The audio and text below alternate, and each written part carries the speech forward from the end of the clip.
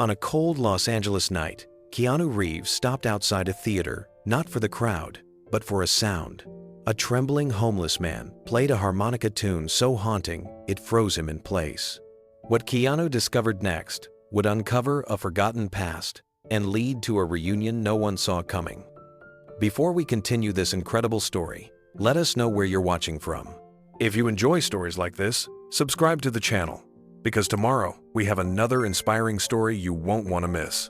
The night was cold and sharp, the kind of Los Angeles evening when the air carried a chill that cut through even the neon glow. Outside the Orpheum Theater, the crowd spilled out after the premiere. Flashing lights, laughter, and the faint smell of expensive perfume filled the air. Limousines lined the curb. Everyone seemed in a hurry to be seen somewhere else. But at the far end of the sidewalk, beneath a flickering streetlight, a lone man sat cross-legged with a dented harmonica pressed to his lips. His name was Eddie Malone. His hands trembled slightly as he played, but his melody was flawless, an old blues tune that rose and fell with aching beauty. It wasn't loud, just pure. The sound wove through the noise of traffic and laughter, and for a brief moment, it made the city pause. The notes carried a strange power, a blend of sorrow and soul that felt out of place among designer suits and champagne smiles. People passed without looking. A few tossed coins into the paper cup by his side, their hands never meeting his eyes. Eddie didn't blame them. He had long learned that invisibility was easier to survive than pity. Still, he played on, the harmonica whispering stories no one asked to hear. The wind tugged at his thin coat. His coffee had gone cold hours ago, but the music, his only companion, kept him warm in ways a blanket never could. From the theater doors, Keanu Reeves stepped into the night. He wore a dark jacket, his head slightly bowed, moving quietly, as always. He avoided the flashes of cameras, letting them drift toward other celebrities nearby. He preferred the shadows, where things felt real. As he walked toward his car, the sound reached him. A single note, long and aching, sliced through the chatter. He stopped mid-step.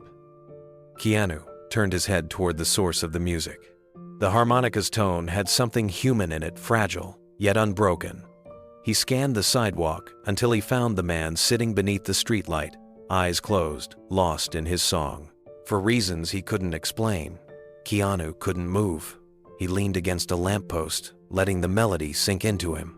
The noise of the city faded, replaced by a raw emotion that reminded him of something he couldn't name, something like loneliness or longing, or maybe both. When the song ended, the silence that followed felt heavier than the sound itself. Keanu waited until the last note disappeared into the night before stepping closer. He clapped softly, genuine and unhurried. Eddie opened his eyes, startled. He wasn't used to applause, especially not from someone like Keanu Reeves.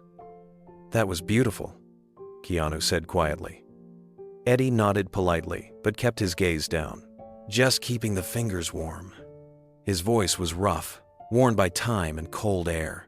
Keanu smiled faintly. "I think you did more than that." Eddie gave a tired shrug. "Doesn't matter much. Folks got places to be." Keanu looked around at the passing crowd, then back at him. "Maybe, but I think they're missing something." Eddie chuckled softly, half in disbelief. "You're the first person to say that in a long time." Keanu hesitated, then asked gently, "Have you eaten tonight?" Eddie shook his head. "Coffee's enough." Keanu glanced at the nearby diner, its sign buzzing faintly in the distance. "Let me buy you dinner," he said. Eddie's reaction was instant. He waved the offer away. "Nah, I'm fine. People offer, but it's just talk. Don't trouble yourself." Keanu didn't move. His tone softened even more. "It's no trouble." Eddie studied him, unsure if this was some kind of joke. But Keanu's eyes told a different story. Steady, kind, without judgment. Finally, Eddie sighed, defeated by sincerity. "All right, but I'm picking the cheapest thing on the menu." Keanu smiled. "Deal." They walked together toward the diner, the streetlight flickering behind them like a closing curtain. The diner was small, the kind that still smelled of coffee and fried onions long after closing time. The neon sign outside buzzed with a faint hum as the two men stepped in. A waitress in her 50s looked up, her face lined with fatigue and familiarity. She gave Eddie a knowing glance. He'd been in here before, usually just for coffee refills that lasted hours. But when she noticed who was with him, her expression softened into surprise. Keanu chose a booth in the corner, away from the window. Eddie slid into the opposite seat, unsure if he was supposed to be there. The waitress poured them both coffee before asking for their order. Keanu let Eddie choose first. "Just eggs and toast," Eddie said quickly, as if afraid to owe too much. Keanu added, "Make it 2. And maybe some pancakes, if that's all right."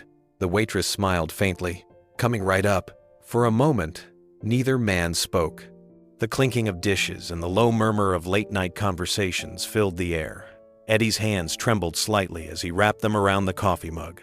The warmth seeped into his skin, grounding him. Keanu broke the silence.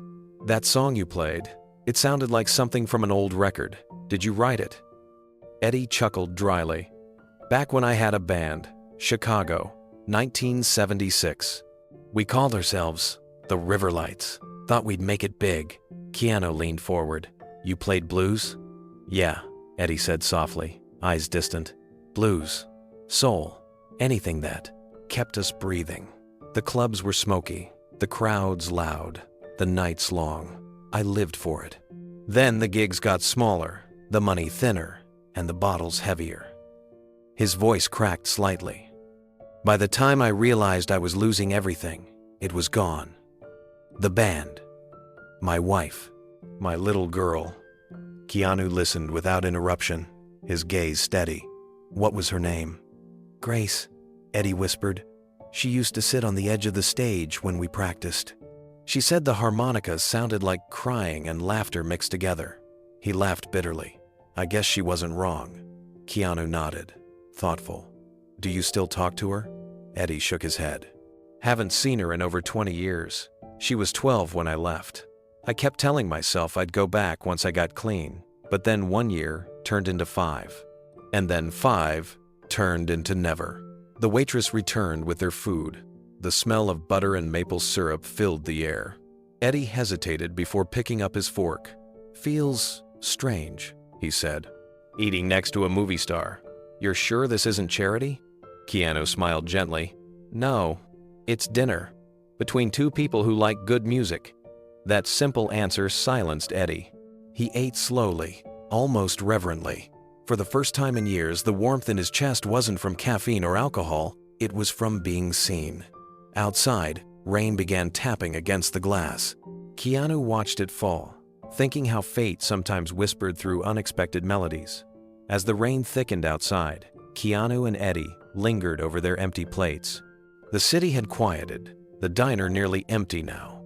Eddie rubbed his calloused hands together, glancing toward the window, as if the dark beyond it still belonged to him. "I never thought I'd still be breathing at 68, he said quietly. "But the music, it's the only thing that doesn't leave." Keanu nodded. "Sometimes, it's all that stays." There was a long pause between them, not uncomfortable, just heavy, with unspoken things. Keanu could tell Eddie wasn't just a man who'd fallen on hard times. He was someone who had once lived fully, only to lose everything to his own storms. "Do you still play anywhere?" Keanu asked. Eddie laughed softly. "Play for who? Folks don't stop long enough to listen. The street's my stage now." He took a sip of cold coffee. "You'd be surprised how much truth you can fit into a sidewalk song." Keanu leaned forward, his voice calm but steady. "Maybe they should stop. Maybe someone should listen." Eddie looked up, unsure whether to believe him. "You mean you?" Keanu smiled faintly. "Why not?" Something changed in Eddie's eyes, the first flicker of light in a long time. He reached into his pocket and pulled out a small piece of crumpled paper. On it were faded handwritten lyrics, edges torn, smudged by rain and years of regret. "I wrote this one after Grace stopped writing back," Eddie said. "Never had anyone to play it for." Keanu took the paper gently, reading the shaky words.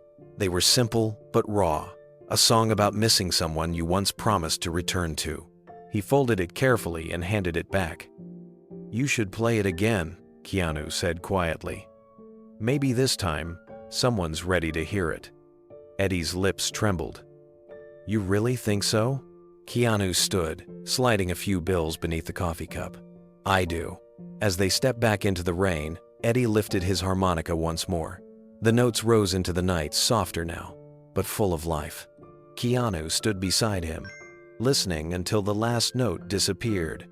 Neither man spoke, but both knew something had begun to change. The rain had softened into a mist by the time Keanu and Eddie stepped out of the diner. The streets glistened under the streetlights, reflecting puddles that looked like scattered fragments of memory. They paused under the awning, both men reluctant to end the night. For Keanu, the conversation had stirred something deep, an ache for lost time and second chances. For Eddie, it had awakened ghosts he'd kept buried beneath the sound of his harmonica. Eddie lit a cigarette with trembling fingers. "You ever feel like life just slipped past you when you weren't looking?" he asked. Keanu nodded slowly. "Yeah, I think everyone does, sooner or later." Eddie gave a hollow laugh. "Difference is, most people still have time to catch it." He exhaled smoke into the rain. "I used to have a wife who believed in me, a little girl who thought I was the best musician in the world. I swore I'd make her proud.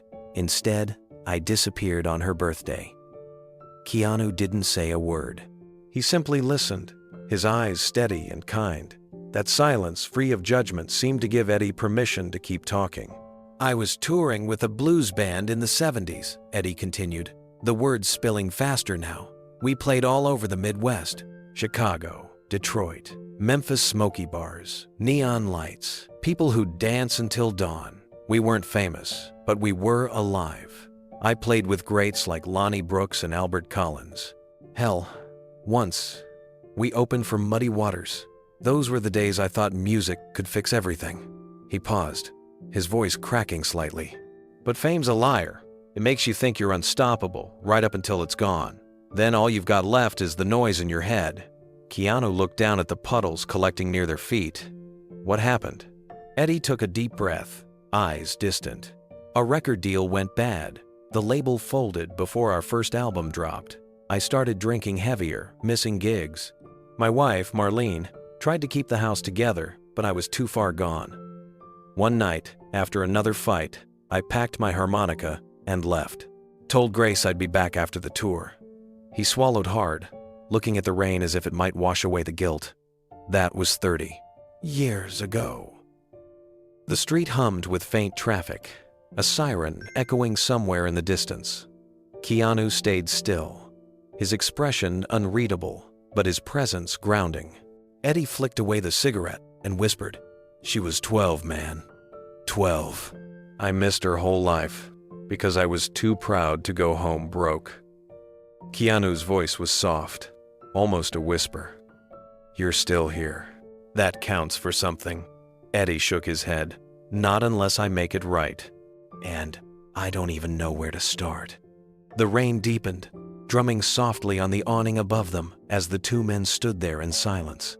Keanu slipped his hands into his pockets, his breath visible in the cool night air. Eddie stared at the wet pavement, eyes far away, trapped somewhere between memory and regret. "When I left," Eddie murmured, "I thought I was sparing them the mess I'd become. I figured they'd be better off without me stumbling in and out of bars, dragging broken promises home every night." He gave a dry laugh that carried no joy. "Turns out the only thing worse than a drunk father is no father at all." Keanu's gaze softened.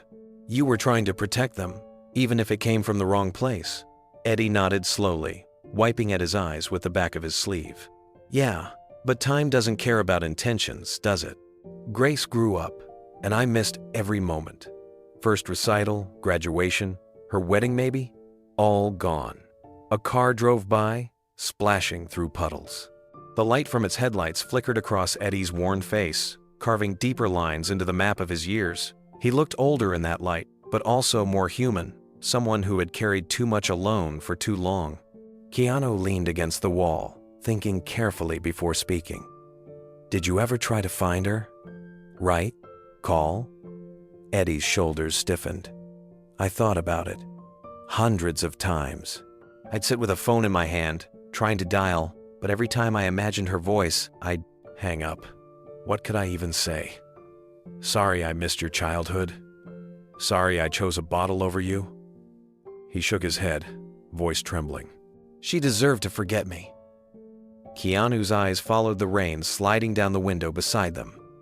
Or maybe she never stopped hoping you'd come back. Eddie's jaw tightened, unsure how to respond. His eyes glistened, but he blinked it away quickly. You sound like someone who believes in second chances. Keanu gave a faint smile. I've had to. That answer seemed to hang between them, a quiet truth both men understood. Keanu had his own share of ghosts, his own lost moments that could never be repaired, but he had learned to live with them, not bury them. Eddie took out his harmonica again, running a thumb over its scratched surface. This little thing's all I had left. When everything else fell apart, kept me sane. When the shelters closed, when the streets got colder, I'd play until my fingers froze. It's funny people thought I played for money. I played to stay alive. Keanu nodded, his voice calm but full of weight. Maybe that's what music's for, to keep something human alive inside us. Eddie looked at him for a long moment. Then, for the first time that night, he smiled, not from happiness, but from being understood. The diner's door opened behind them. The waitress stepped out, holding an umbrella. She glanced at Eddie with a mixture of recognition and quiet respect. You always pick the rainiest nights to play, don't you? She said gently. Then her eyes moved to Keanu, and her tone softened further. You've got a good heart, Mr. Reeves. You always find the ones no one sees. Keanu smiled faintly. Maybe I just stopped long enough to listen. She nodded, understanding, and returned inside, leaving the doorbell jingling softly behind her. Eddie watched the raindrops race down the glass, his expression unreadable. She's right, you know. People walk by me all the time, and I don't blame them. The city's got enough noise. But tonight, someone stopped. Guess that means something. It means you're still worth hearing, Keanu said. Eddie turned to him, shaking his head. You say that like it's easy. But when you've spent half your life convincing yourself you're invisible, it's hard to believe anyone really sees you. Keanu's tone stayed calm, steady. Then maybe it's time to start believing again. For a long while, neither spoke. The city around them faded into a low hum passing cars, the occasional shout, a distant siren. Eddie reached into his pocket and pulled out his harmonica once more. He hesitated, then lifted it to his lips. The song that followed was slow and heavy with emotion. It wasn't the tune from earlier. This one carried a deeper ache, something almost confessional. Keanu watched as people hurried past, umbrellas tilting, barely noticing the man pouring his life into the night air. When the final note faded, Eddie lowered the harmonica, exhaling as if he'd let go of years of pain. Guess that's my prayer, he said quietly. Keanu looked at him, his voice low but certain. Then someone heard it. Eddie met his eyes. For the first time, his defenses cracked completely. He didn't speak, he didn't need to. Gratitude, sorrow, and fragile hope flickered across his face. Keanu reached into his pocket, pulling out enough cash to cover the meal, leaving it on the counter inside the door before they walked away. It wasn't charity. It was respect. A silent thank you for the honesty, for the music, for the reminder that even broken souls still carried beauty. As they stepped into the rain, Eddie lifted his harmonica again. The melody rose and fell softly between the buildings. Keanu paused under the streetlight listening. He knew he couldn't just walk away. The rain had eased into a light drizzle by the time Keanu and Eddie reached the curb. The glow from a nearby street lamp painted the wet asphalt gold. Keanu stood by his car door, keys in hand, but something inside him wouldn't let him turn away. The moment lingered a silent tug between doing what was easy and doing what was right. Eddie had taken a seat on the curb again, harmonica resting on his knee. He looked smaller now, folded in on himself. You should go, he said quietly. You've done enough. I'm good right here. Keanu leaned against the car, studying him. Where are you sleeping tonight? Eddie shrugged. Does it matter? I've got my corner. It's dry enough if the wind's kind. You'll freeze out here, Keanu said. I've been freezing for a long time, Eddie replied, the faintest smile tugging at his lips. Keanu sighed softly and pocketed his keys. He crouched down beside him, the rain dampening his hair. Come on, let me get you a room for the night. A hot shower, a bed, that's all. Eddie shook his head. You don't need to do that. People make promises they don't keep. I've learned not to expect much.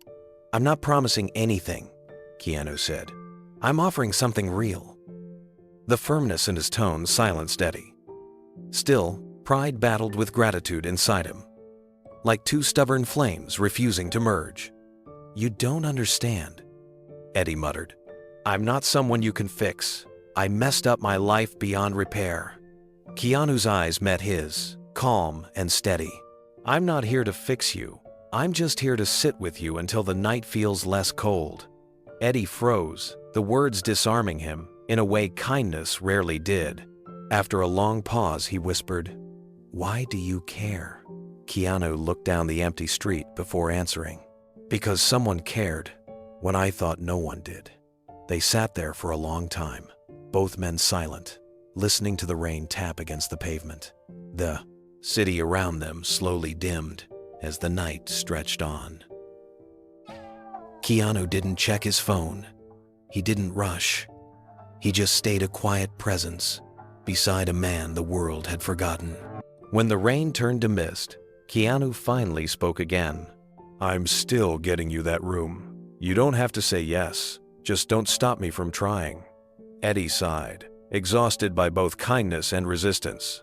You're a strange man, Reeves. Keanu smiled faintly. I get that a lot. They walked the few blocks to a modest roadside motel that hummed with the quiet loneliness of travelers and night shift workers. The fluorescent sign flickered, half the letters missing, but the clerk inside greeted Keanu with wide eyes. Keanu kept his voice low and polite. One room for my friend here, please. Eddie shifted uncomfortably behind him, pulling his coat tighter. You don't have to. Keanu turned slightly. I know I don't have to. The clerk handed over a key card. Keanu paid in cash, keeping the exchange discreet. No one needed to know who he was or why he was there. Fame had no place in moments like this. He walked Eddie down the narrow hallway, the carpet damp from humidity and time. The room smelled faintly of coffee and detergent, but it was clean. A single bed, a small bathroom, a heater humming by the window. Eddie stood in the doorway, hesitant. You sure about this? I've got no way to pay you back. Keanu shook his head. I'm not asking you to. Eddie looked down. People don't do this sort of thing. Not for me. Not anymore. Maybe it's time someone did, Keanu said gently. Eddie stepped inside, setting his harmonica on the dresser like it was the only possession that mattered. He glanced back at Keanu, eyes glistening. You're serious, huh? You just walk around helping strangers? Keanu gave a small shrug. Not always, but sometimes you meet someone and you just know you're supposed to. That silenced Eddie. He sank onto the edge of the bed, staring at his weathered hands. The years had taken their toll, swollen knuckles, scars, and tremors that spoke of a life played too hard and forgiven too little. Keanu pulled up a chair from the corner, sitting across from him. You don't have to talk, he said quietly. Just rest. But Eddie shook his head. No, I should. I haven't said half these things out loud in years. He rubbed his temples, trying to steady himself.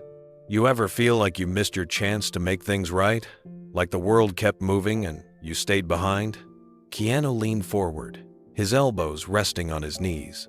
Yeah, I think everyone feels that way at some point. But the past doesn't end until you stop learning from it. Eddie stared at him, processing those words. That sounds like something a priest would say. Keanu smiled softly.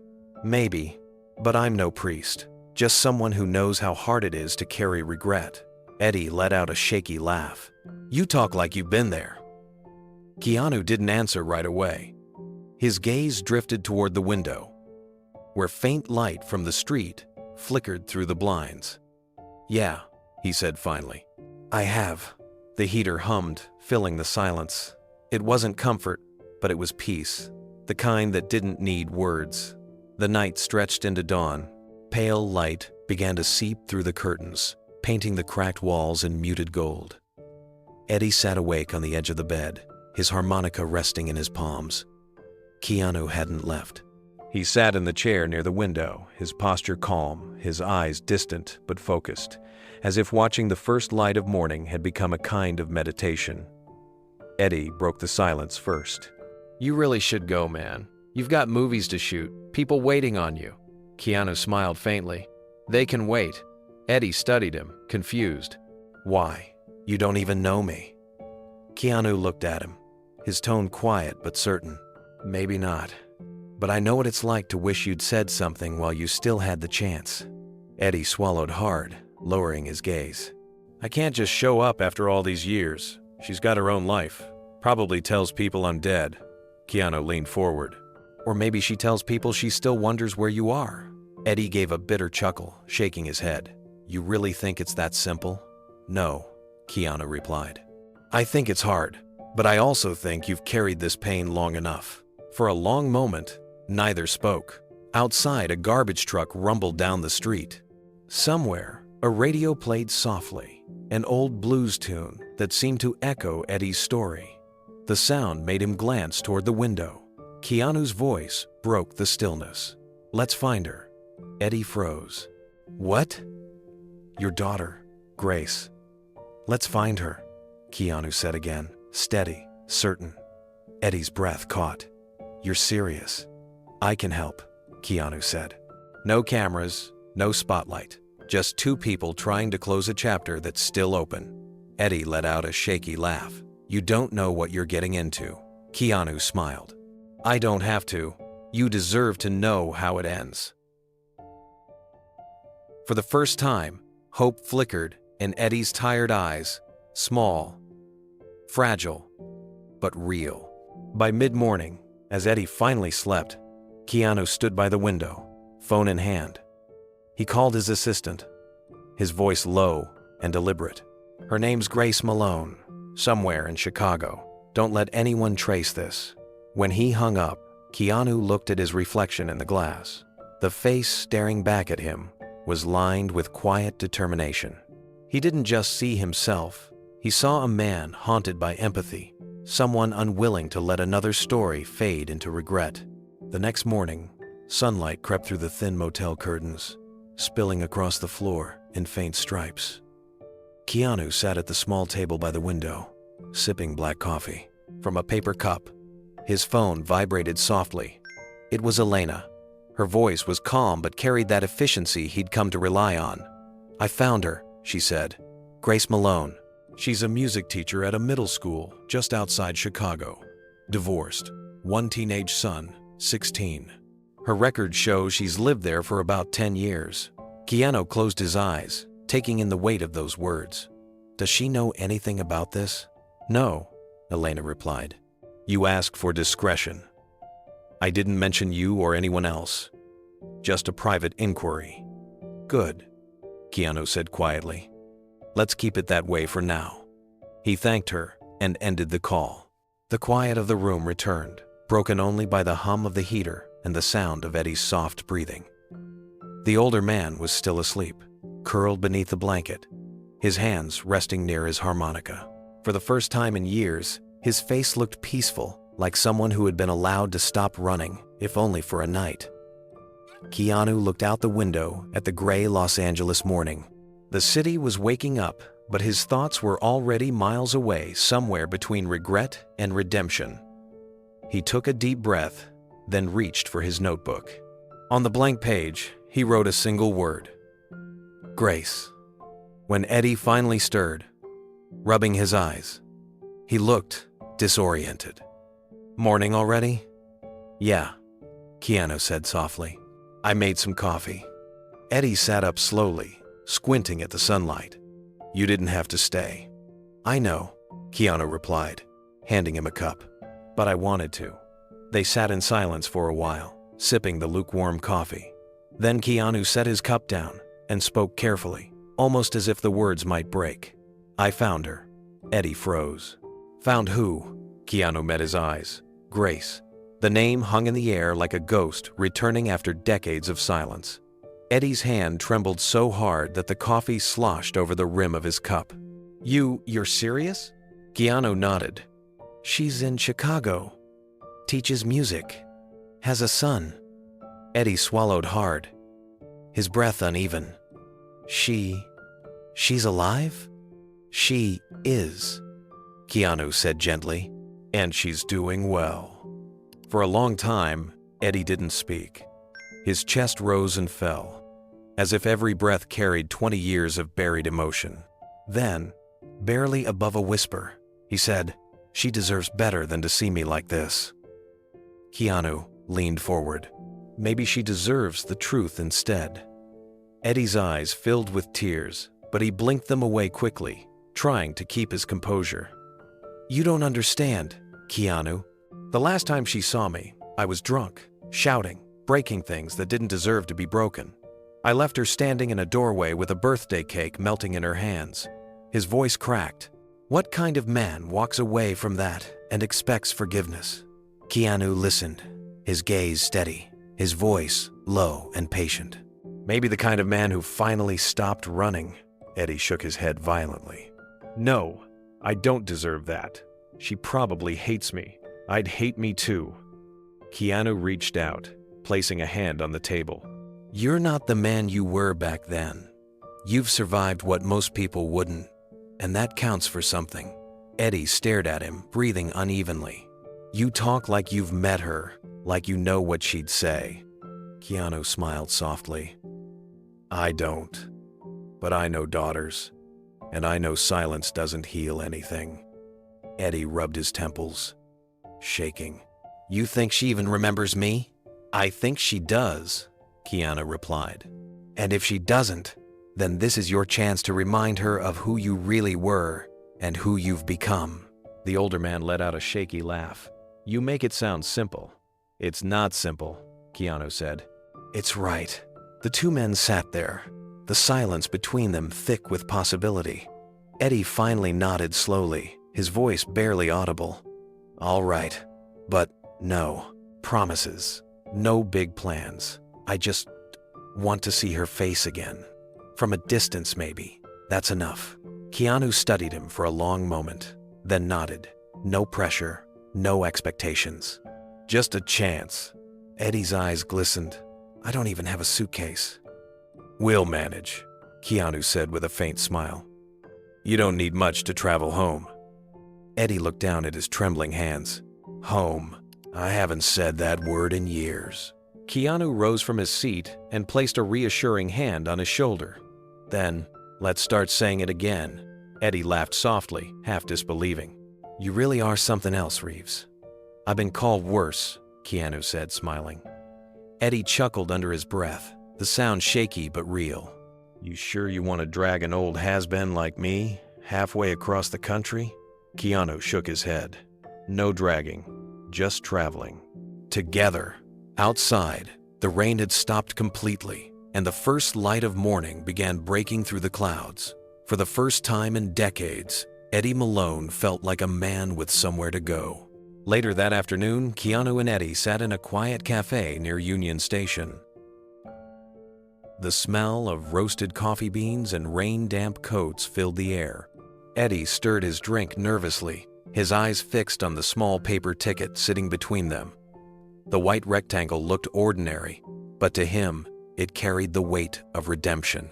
Keanu had booked 2 train tickets to Chicago, one for himself, one for Eddie Malone. Eddie hadn't touched his cup. His hands were clasped together, knuckles white. I don't think I can do this, he murmured. Keanu glanced up from the window. You can. You don't get it, Eddie said. I've imagined this moment for 30 years. Sometimes I pictured her slamming the door in my face. Other times, she was 12 again, hugging me like I never left. But reality's crueler than memory. Keanu leaned back, letting him speak. Eddie's voice trembled as he went on. What if she's moved on? What if she's better off not remembering me at all? Keanu folded his hands calmly on the table. Then at least you'll know. It's worse to spend your life wondering than it is to find the truth. Eddie sighed, shaking his head. You sound like someone who's been through this.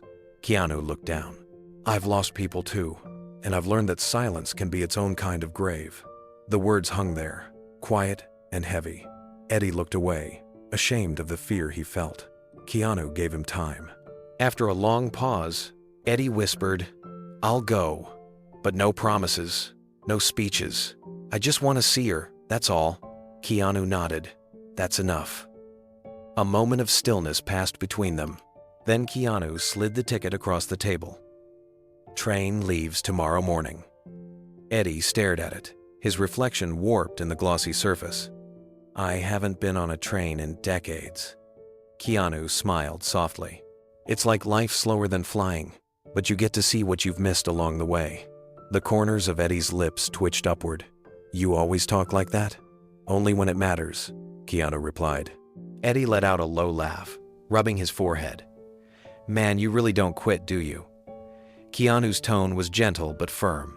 No one should travel alone when it's about family. The simple sentence struck deeper than Eddie expected. He blinked rapidly, trying to hide the emotion welling up behind his eyes. You sure this isn't pity? Keanu shook his head. If it were pity, I'd have walked away last night. Eddie exhaled slowly, defeated by compassion. All right, Reeves, you win. It's not about winning, Keanu said. It's about going home. They left the cafe just as the clouds began to part. The streets were slick with fading rain, glimmering under the pale light of dusk. Eddie clutched the ticket tightly in one hand, his harmonica in the other. Each step toward the station felt heavier, yet freer than the last. As they neared the crosswalk, Eddie stopped suddenly. You really think she'll want to see me? Keanu turned toward him, his voice calm but resolute. I don't know, but I think you'll regret it forever if you don't try. Eddie's shoulders dropped, the truth settling deep. Then I guess it's time. Keanu nodded, and together they crossed the street. The sound of distant trains echoed through the evening steady, rhythmic, like the heartbeat of a man, finally ready to face the past. The next morning, the station was alive, with motion, the hiss of brakes, the murmur of early travelers, the distant sound of announcements echoing across the marble hall. Keanu and Eddie stood side by side on the platform, both quiet, both carrying invisible weights. Eddie clutched a small duffel bag that Keanu had helped him buy from a nearby store. It held nothing more than a change of clothes, his harmonica, and a folded piece of paper with Grace's name written on it. The train rolled in with a rush of wind, silver and massive, its windows glinting under the pale morning light. Keanu nodded toward it. You ready? Eddie swallowed hard. Not really. Good, Keanu said softly. That's how you know it matters. They boarded and found their seats near a window. As the train lurched forward, Eddie stared out at the blur of Los Angeles, fading behind them, the palm trees, the graffiti, the city that had been both his refuge and his prison. The rhythmic clatter of wheels began to fill the air, steady and deep, like a heartbeat that wasn't sure it wanted to keep going. For a while, they didn't speak. Keanu watched the passing landscape, sensing Eddie's quiet unease. Then, somewhere between stations, Eddie began to talk again, not because he was asked to, but because the sound of the train made the silence feel less dangerous. I used to ride trains all the time, he said, voice rough. Tours, gigs, cheap motels. The world looked different then. I thought I was chasing success, but I think I was just running from myself. Keanu turned slightly, listening. What were you looking for? Eddie thought for a moment. Peace, maybe, or forgiveness, but every time I got close, I'd mess it up. He gave a short laugh, shaking his head. Funny thing, though you can't outrun music. It finds you, even when you don't want it to. Keanu smiled faintly. That's the thing about the things we love. They never really let go. Eddie leaned back, staring at the shifting clouds through the glass. You ever wonder what your life would have been if you made one different choice? Keanu nodded slowly. Every day. Eddie turned to look at him. You've got everything. Keanu's eyes softened. No one has everything. But everyone has something they wish they'd done differently. Eddie studied him for a moment, then looked away again. The sound of the rails filled the space between them, rhythmic, almost soothing. "Guess we're both chasing ghosts then," he murmured. Keanu glanced at him and said quietly, "Maybe we're both learning to stop." Eddie smiled for the first time since the journey began. It wasn't a big smile, just a flicker of warmth, the kind that comes when a man realizes he's finally moving in the right direction. Hours passed. The train cut through the desert, trading the endless gray of the city for wide stretches of gold and dust. Eddie watched the scenery shift, lost in thought, the rhythmic hum beneath them steadying his nerves. Every click of the tracks sounded like a heartbeat, uneven at first, but slowly finding its rhythm again. He turned to Keanu after a long silence. "You know, I wrote a song once." Back when Grace was still little, Keanu leaned slightly toward him. "What was it called?" Eddie chuckled softly, staring out the window. "Didn't have a name. Just a melody that came to me one night when she was asleep on the couch. I played it on the harmonica so quietly I thought she couldn't hear. But when I stopped, she opened her eyes and said, 'Play the happy part again, Daddy.'" He swallowed hard, his eyes glistening. "I never finished it. The record deal fell through right after that. I told myself I'd record it someday, but life had other plans." Keanu's tone was gentle. "Do you still remember it?" Eddie smiled faintly. "Every note. It's the only song that never left me." He reached into his coat pocket and pulled out the worn harmonica. He rubbed his thumb over its surface before lifting it to his lips. The melody that filled the carriage was slow and tender, each note carrying the weight of years gone by. It wasn't perfect, his breath wavered in places, but there was beauty in its fragility. Keanu listened without moving, eyes fixed on the man beside him. The music carried a kind of purity that no recording studio could ever capture. It was raw, unfiltered humanity. It spoke of regret, of forgiveness, and of the faint, stubborn hope that life could still give something back. When Eddie finished, the sound lingered for a moment before dissolving into the steady rhythm of the tracks. Keanu exhaled quietly.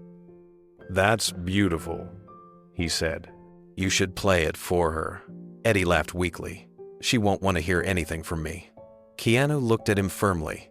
"Then play it for yourself, for the part of you that never stopped loving her." Eddie turned toward the window, blinking hard. "You really think one song can make up for 30 years? Keanu's voice softened.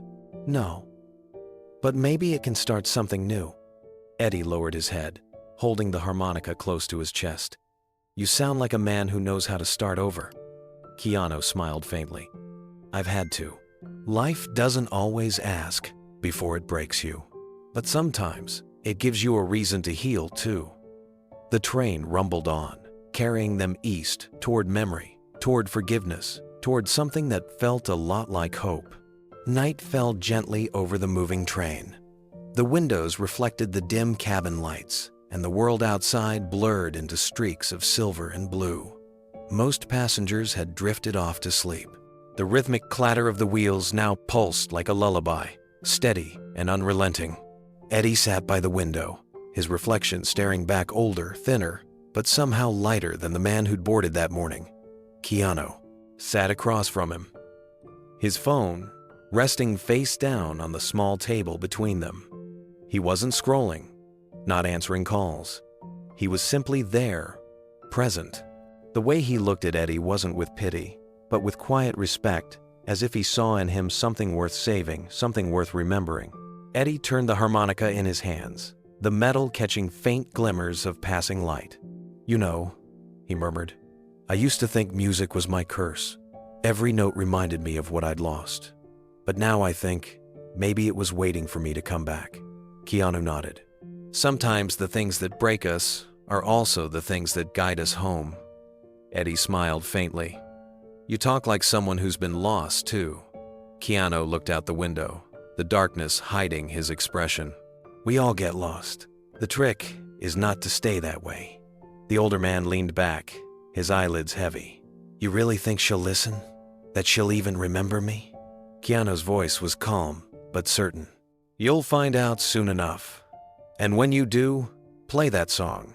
Not to impress her, but to tell her you never stopped trying." Eddie closed his eyes and let the words settle deep inside him. His fingers moved unconsciously, tracing the shape of his harmonica. After a moment, he lifted it again and began to play softly this time, almost like a whisper. The tune was the same one he'd written for Grace, but now it carried a different tone, gentler, full of forgiveness. Keanu pulled out his phone, quietly recording the moment.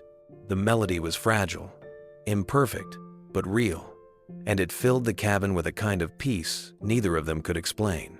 When Eddie finished, he gave a small, tired smile. "Maybe that's all I ever wanted, for someone to really hear it." Keanu nodded slowly. "She will."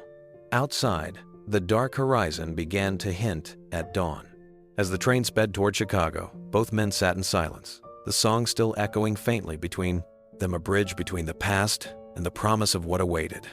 The train pulled into Union Station under a pale, washed-out sky. Chicago greeted them not with sunshine, but with a biting wind that cut through coats and bones alike. Eddie stood on the platform, staring out at the skyline that shimmered faintly through the morning fog. It had been decades since he'd last seen it, but the city still felt like a living memory, familiar, haunting, and mercilessly unchanged. He pulled his thin jacket closer, but it did little against the cold. Keanu noticed and quietly guided him toward a nearby clothing store. Inside, the warm air carried the faint scent of new leather and wool. Without saying much, Keanu picked out a heavy coat, simple black gloves, and a pair of sturdy brown shoes. Eddie hesitated when he saw the price tag. "Keanu," he said softly, "I can't let you." "You can," Keanu interrupted gently. "And you will. This isn't charity. It's preparation." Eddie gave a small, nervous laugh. "Preparation for what? Freezing less?" Keanu smiled. "For walking forward." Eddie lowered his head and let out a deep breath. When he slipped on the new coat, he didn't say anything, but Keanu could see it, the subtle shift in his posture, the spark of dignity returning to a man who had once been proud. They left the store and walked through the busy streets. The city roared with the same mixture of noise and life. It always had buses hissing, horns blaring, people rushing by. For Eddie, each sound felt like a memory. He stopped near a corner where a music club used to stand, now replaced by a small bookstore with a sign that read, "The Paper Lantern." "I used to play right here," Eddie said, pointing at the doorway. "Back when this was the Velvet Note. Saturday nights, people lined up down the block just to hear live blues. We weren't famous, but man, we were alive." Keanu smiled faintly. "Want to take a look inside?" Eddie hesitated. "It's just a bookstore now."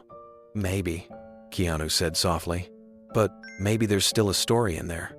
They stepped inside.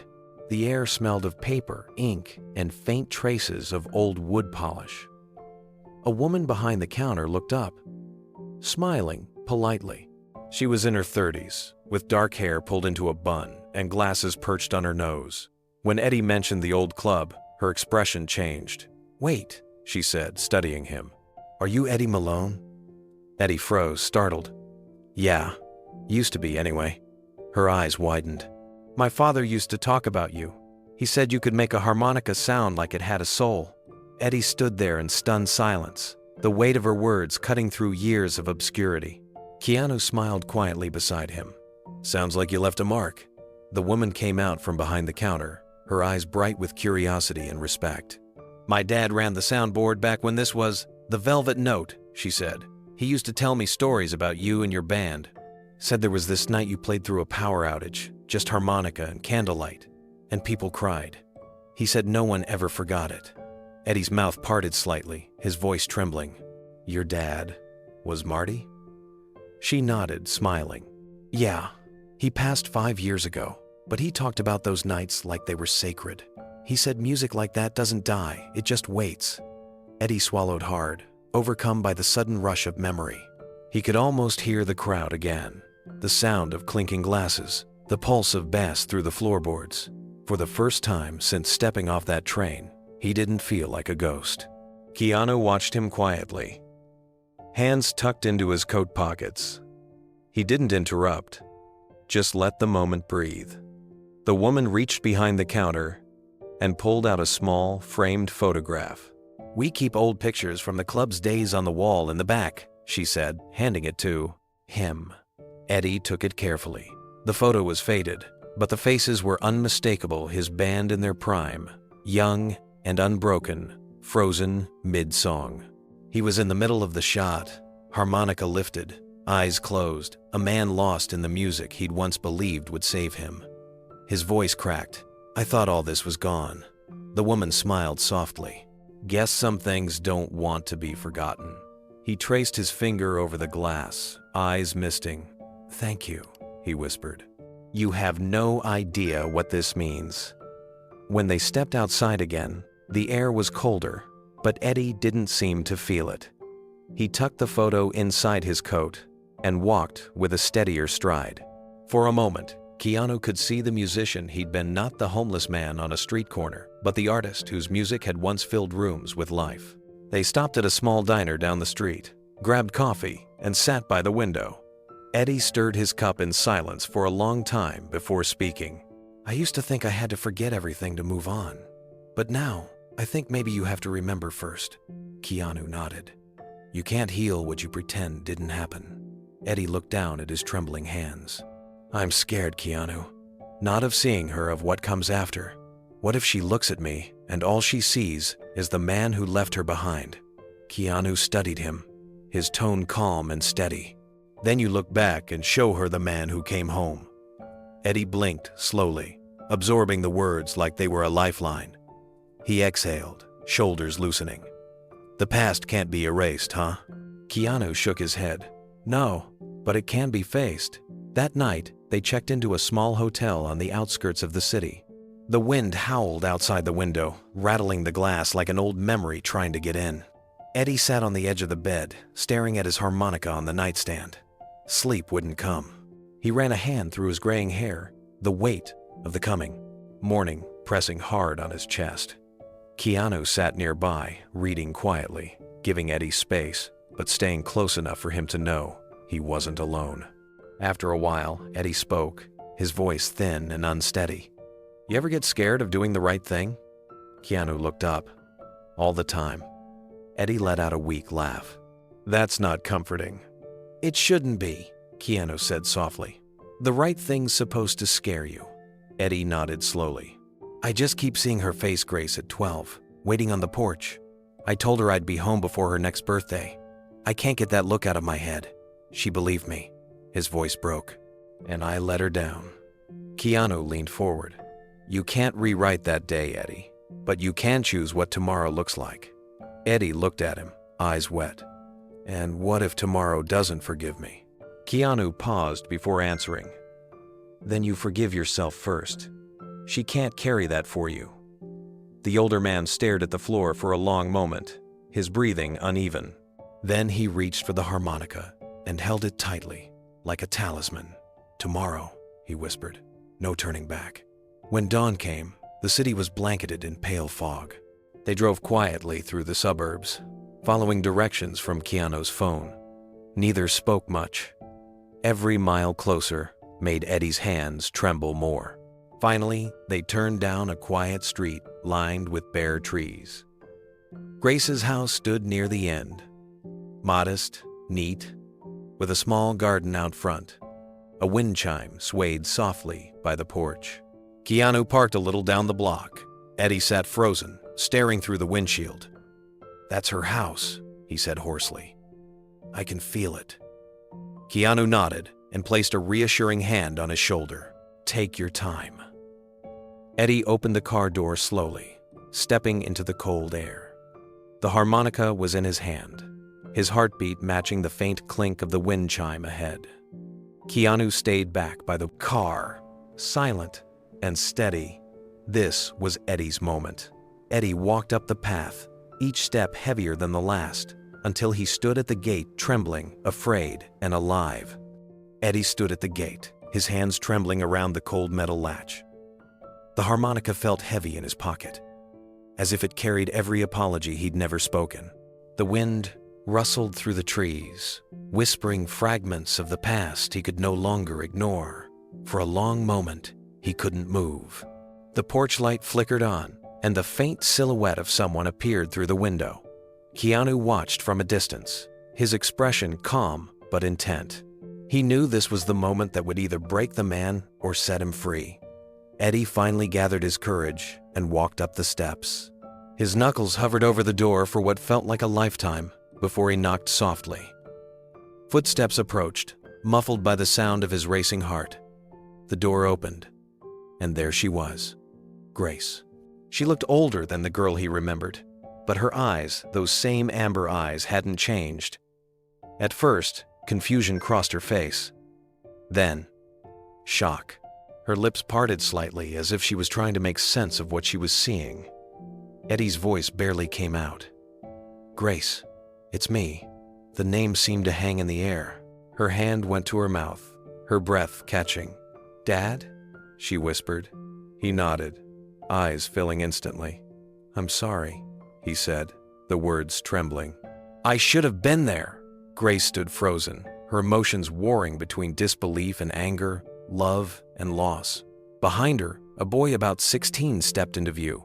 He had the same eyes, the same cautious expression. "Mom? Who is that?" Grace didn't answer.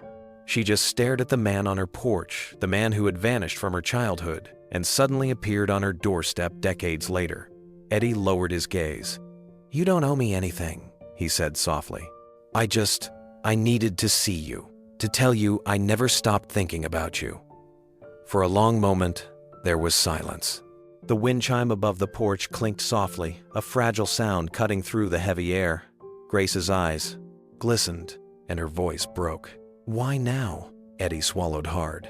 "Because I finally found the courage to stop hiding." Tears spilled down her cheeks before she could stop them.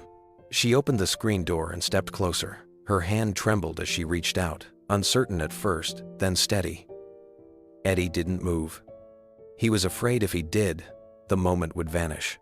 But when she finally closed the distance between them and wrapped her arms around him, he collapsed into the embrace, like a man who had been holding his breath for 30 years. Keanu stood at the edge of the street, watching quietly, hands in his pockets. The faintest smile touched his lips. Some things didn't need words, they just needed to happen.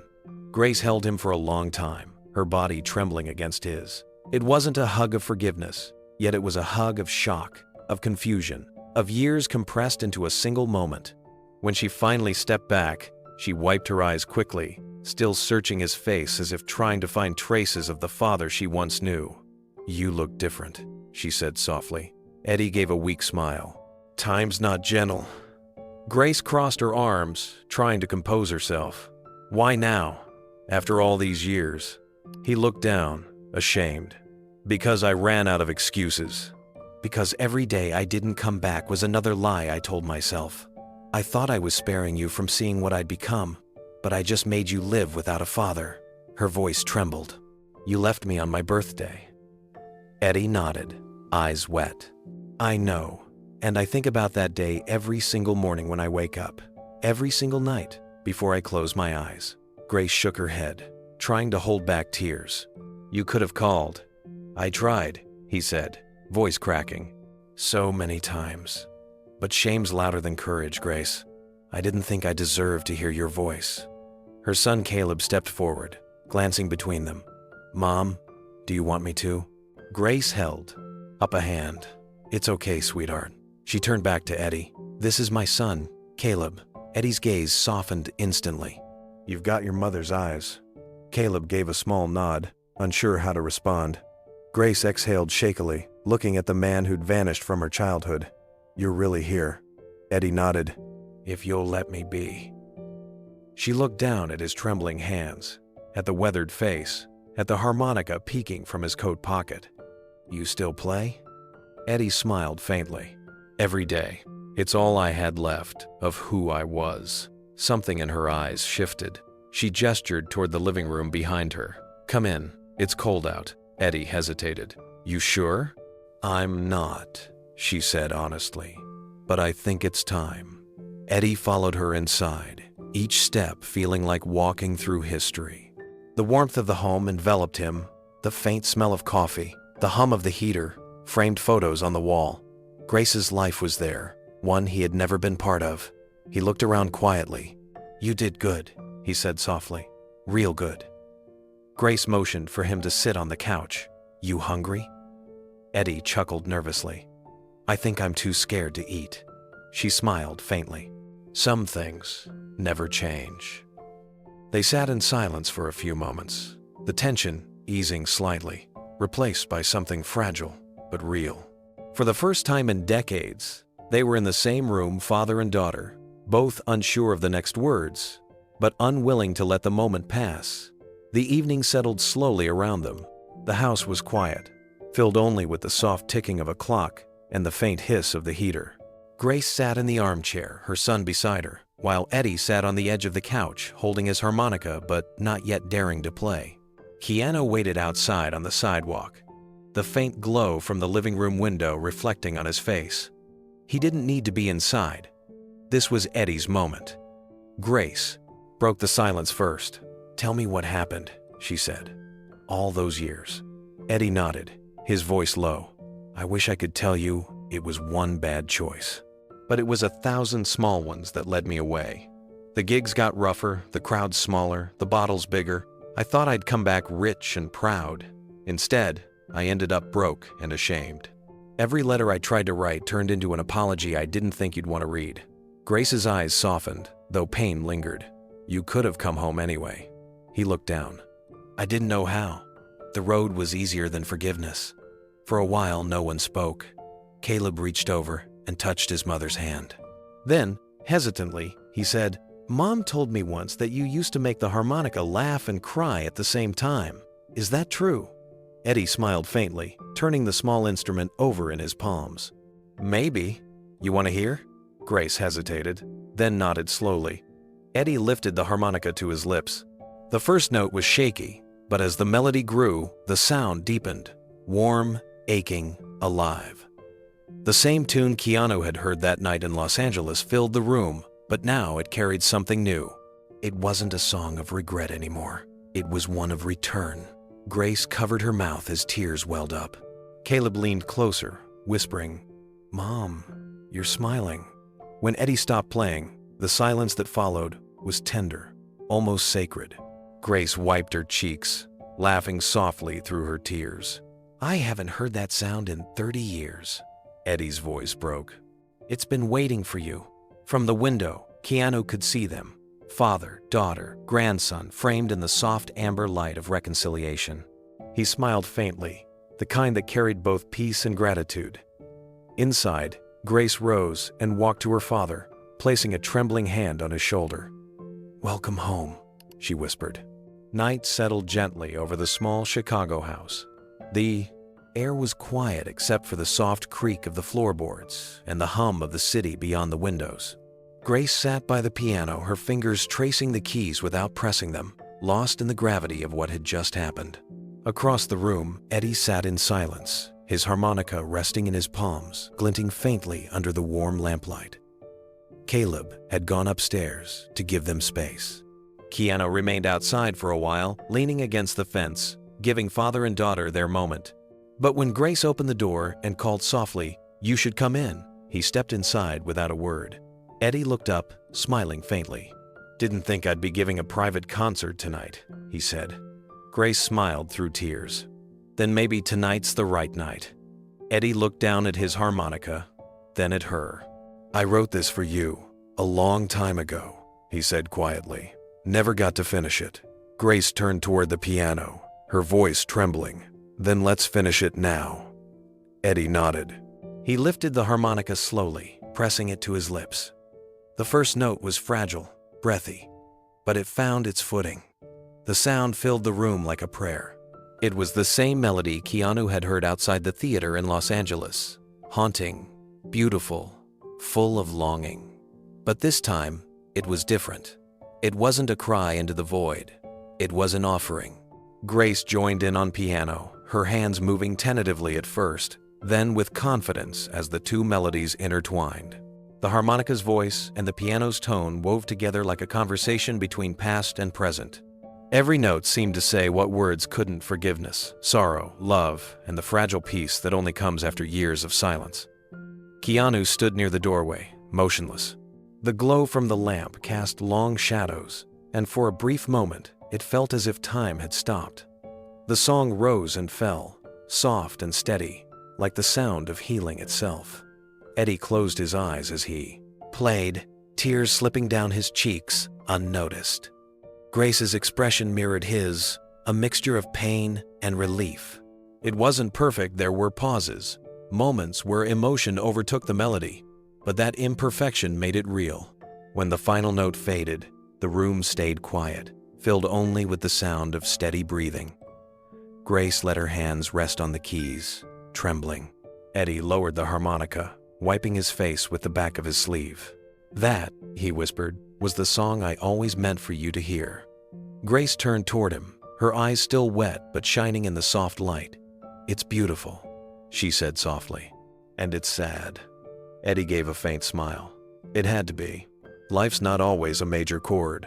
Grace laughed gently, brushing a tear from her cheek. "You always used to say that when I practiced. Don't chase perfect notes, chase the feeling. I never forgot that." He looked at her with surprise, his voice low. "You remember that?" "I remember everything," she said. "Even the things I tried to forget." Eddie's gaze fell to the floor, shame flickering across his face. "Grace, I don't expect forgiveness. I just wanted you to know I never stopped loving you.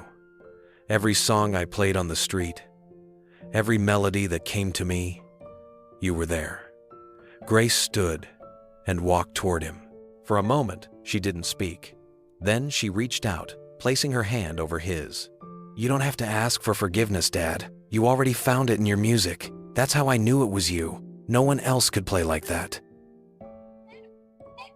Eddie looked up, his eyes trembling with emotion. "I thought I'd lost everything that mattered. Turns out, it was just waiting for me to stop running." Keanu stepped closer, still quiet, his presence grounding the moment without intruding. The light flickered softly over the room, reflecting off the polished wood of the piano. He reached into his pocket and pulled out his phone, recording a short clip not for fame or story, but for memory. The soft sound of harmonica and piano mingled again as Grace replayed a few gentle chords, smiling at her father. Eddie noticed the recording but didn't protest. He gave Keanu a small nod.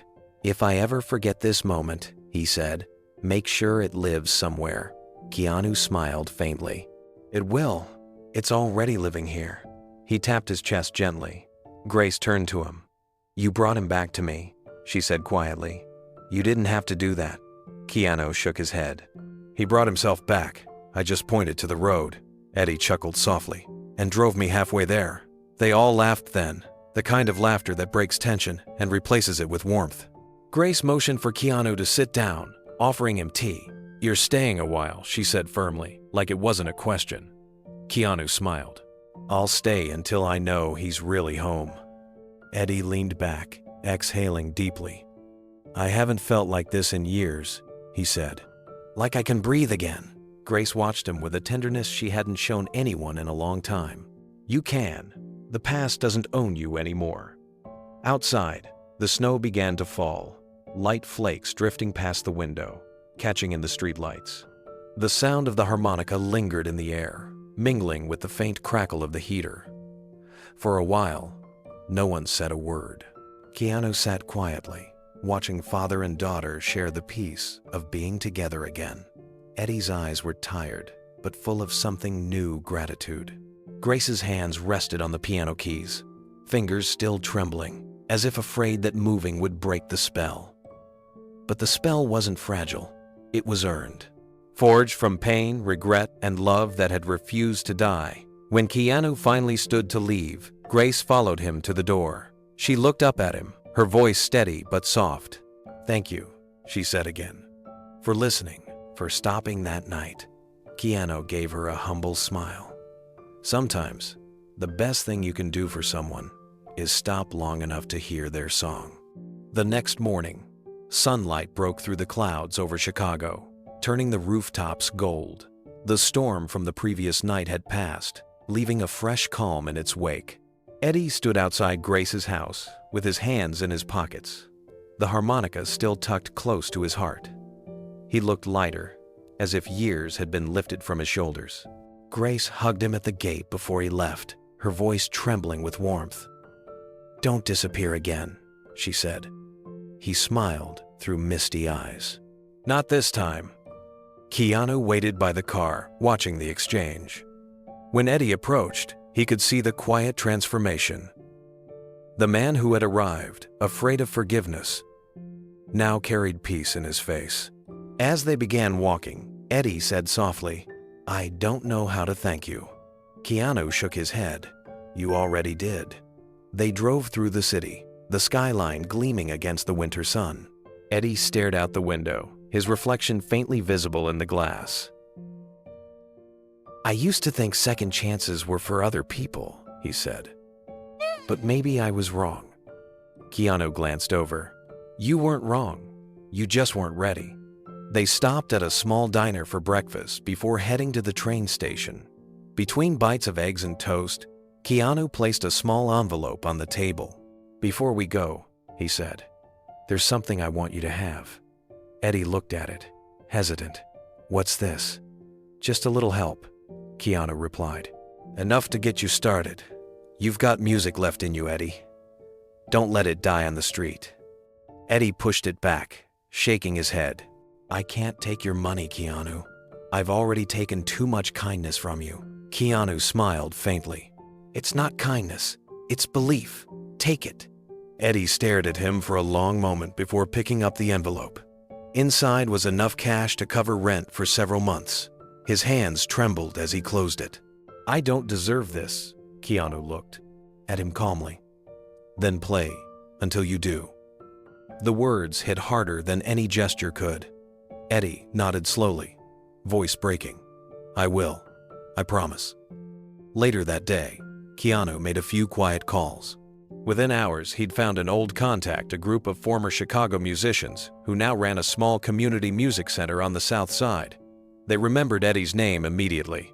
One man said over the phone, "He taught us what feeling sounds like. Tell him the door's always open." When Keanu relayed the message, Eddie covered his face with both hands, overwhelmed. "I thought everyone forgot about me." "Not everyone," Keanu said. "Some memories wait for the right time to come back." That afternoon, Keanu drove Eddie to the community music center. The building sat at the corner of an old brick block. Its faded mural of trumpets and guitars painted decades earlier, but still vibrant in spirit. Children's laughter echoed faintly from the back rooms, and the smell of dust and brass polish filled the air.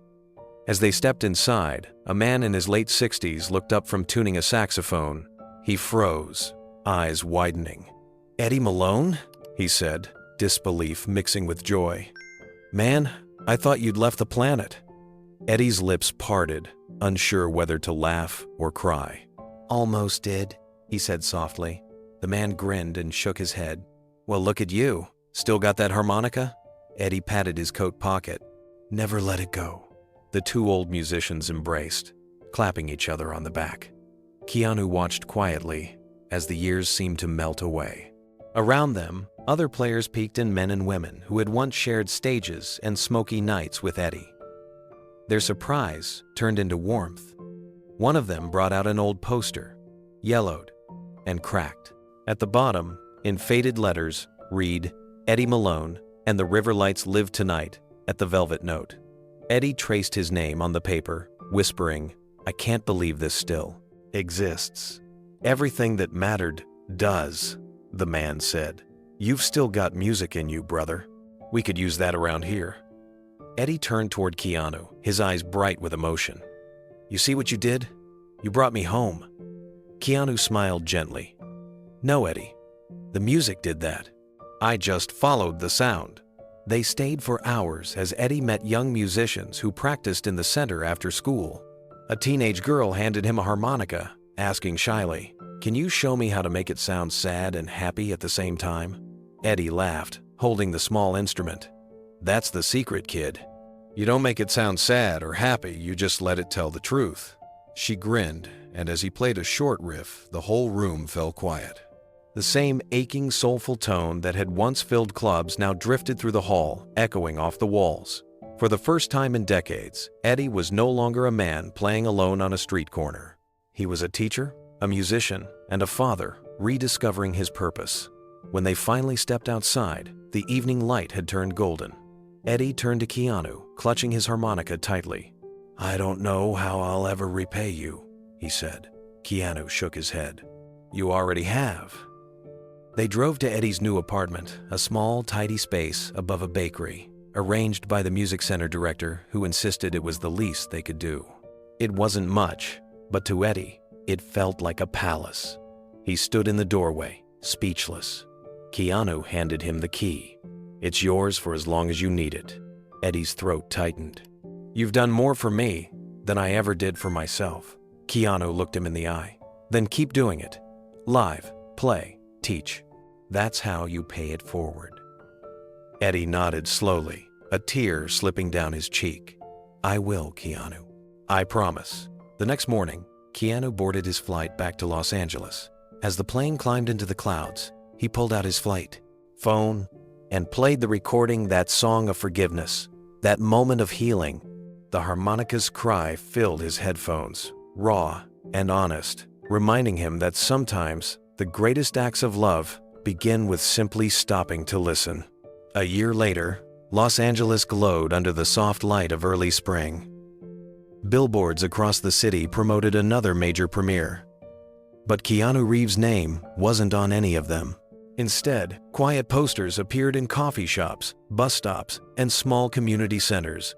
The title read, "The Road Back Home, a charity concert for homeless musicians." Keanu stood backstage at the small but elegant theater where it was being held. It wasn't a glitzy event.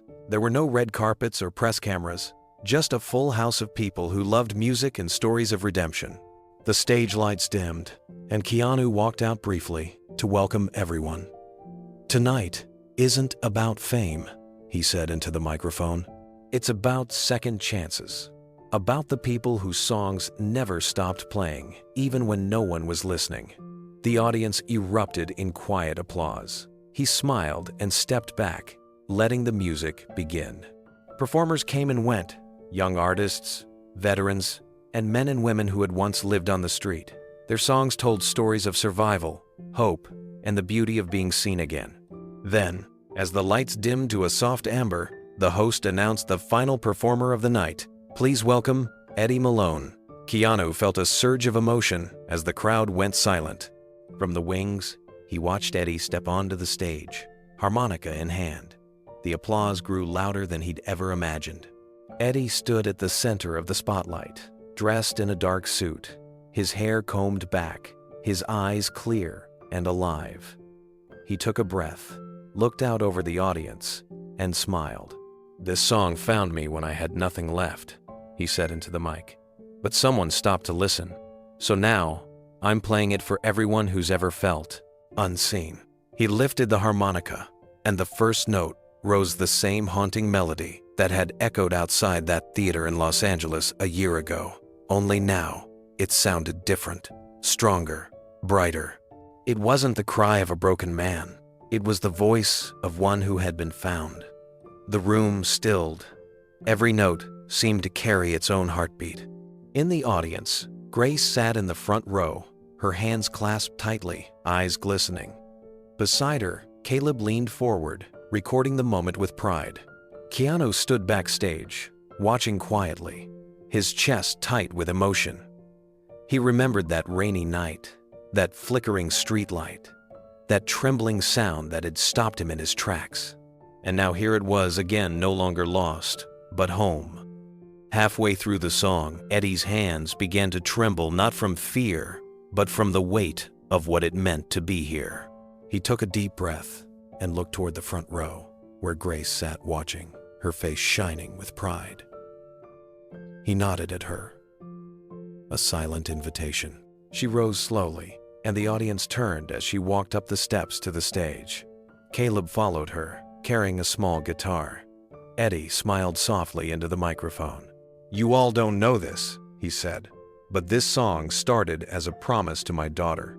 Took me 30 years to finish it. Tonight, I get to play it with her." The crowd erupted into applause as Grace sat at the piano. Caleb took his place beside her, his fingers testing the strings. Eddie counted softly. 1, 2, 3, and together they began again. The harmonica led with its aching melody. The piano followed with warmth, and the guitar carried the rhythm. Their music blended perfectly, each note wrapping around the other like an embrace. Grace looked up from the piano, meeting her father's eyes, and smiled through tears. Caleb grinned, strumming with youthful energy, his voice joining in for a few gentle harmonies. The audience was completely silent. No one moved. No one whispered. The air itself seemed to listen. When Eddie closed his eyes, the sound that left his harmonica wasn't just music. It was forgiveness in its purest form. Years of regret, years of silence, melted into something whole and human. Keanu watched from the wings, his hands clasped in front of him. He had seen a lot in his life: fame, success, grief, but nothing like this. What played out before him wasn't performance. It was resurrection. A man who once played for coins on a cold street now played for hearts that had been healed by the same sound. As the final notes faded, Eddie lowered the harmonica and took a step back. The audience stood as one, the applause roaring like thunder. Grace stood beside him, holding his hand. Caleb wrapped his arms around them both.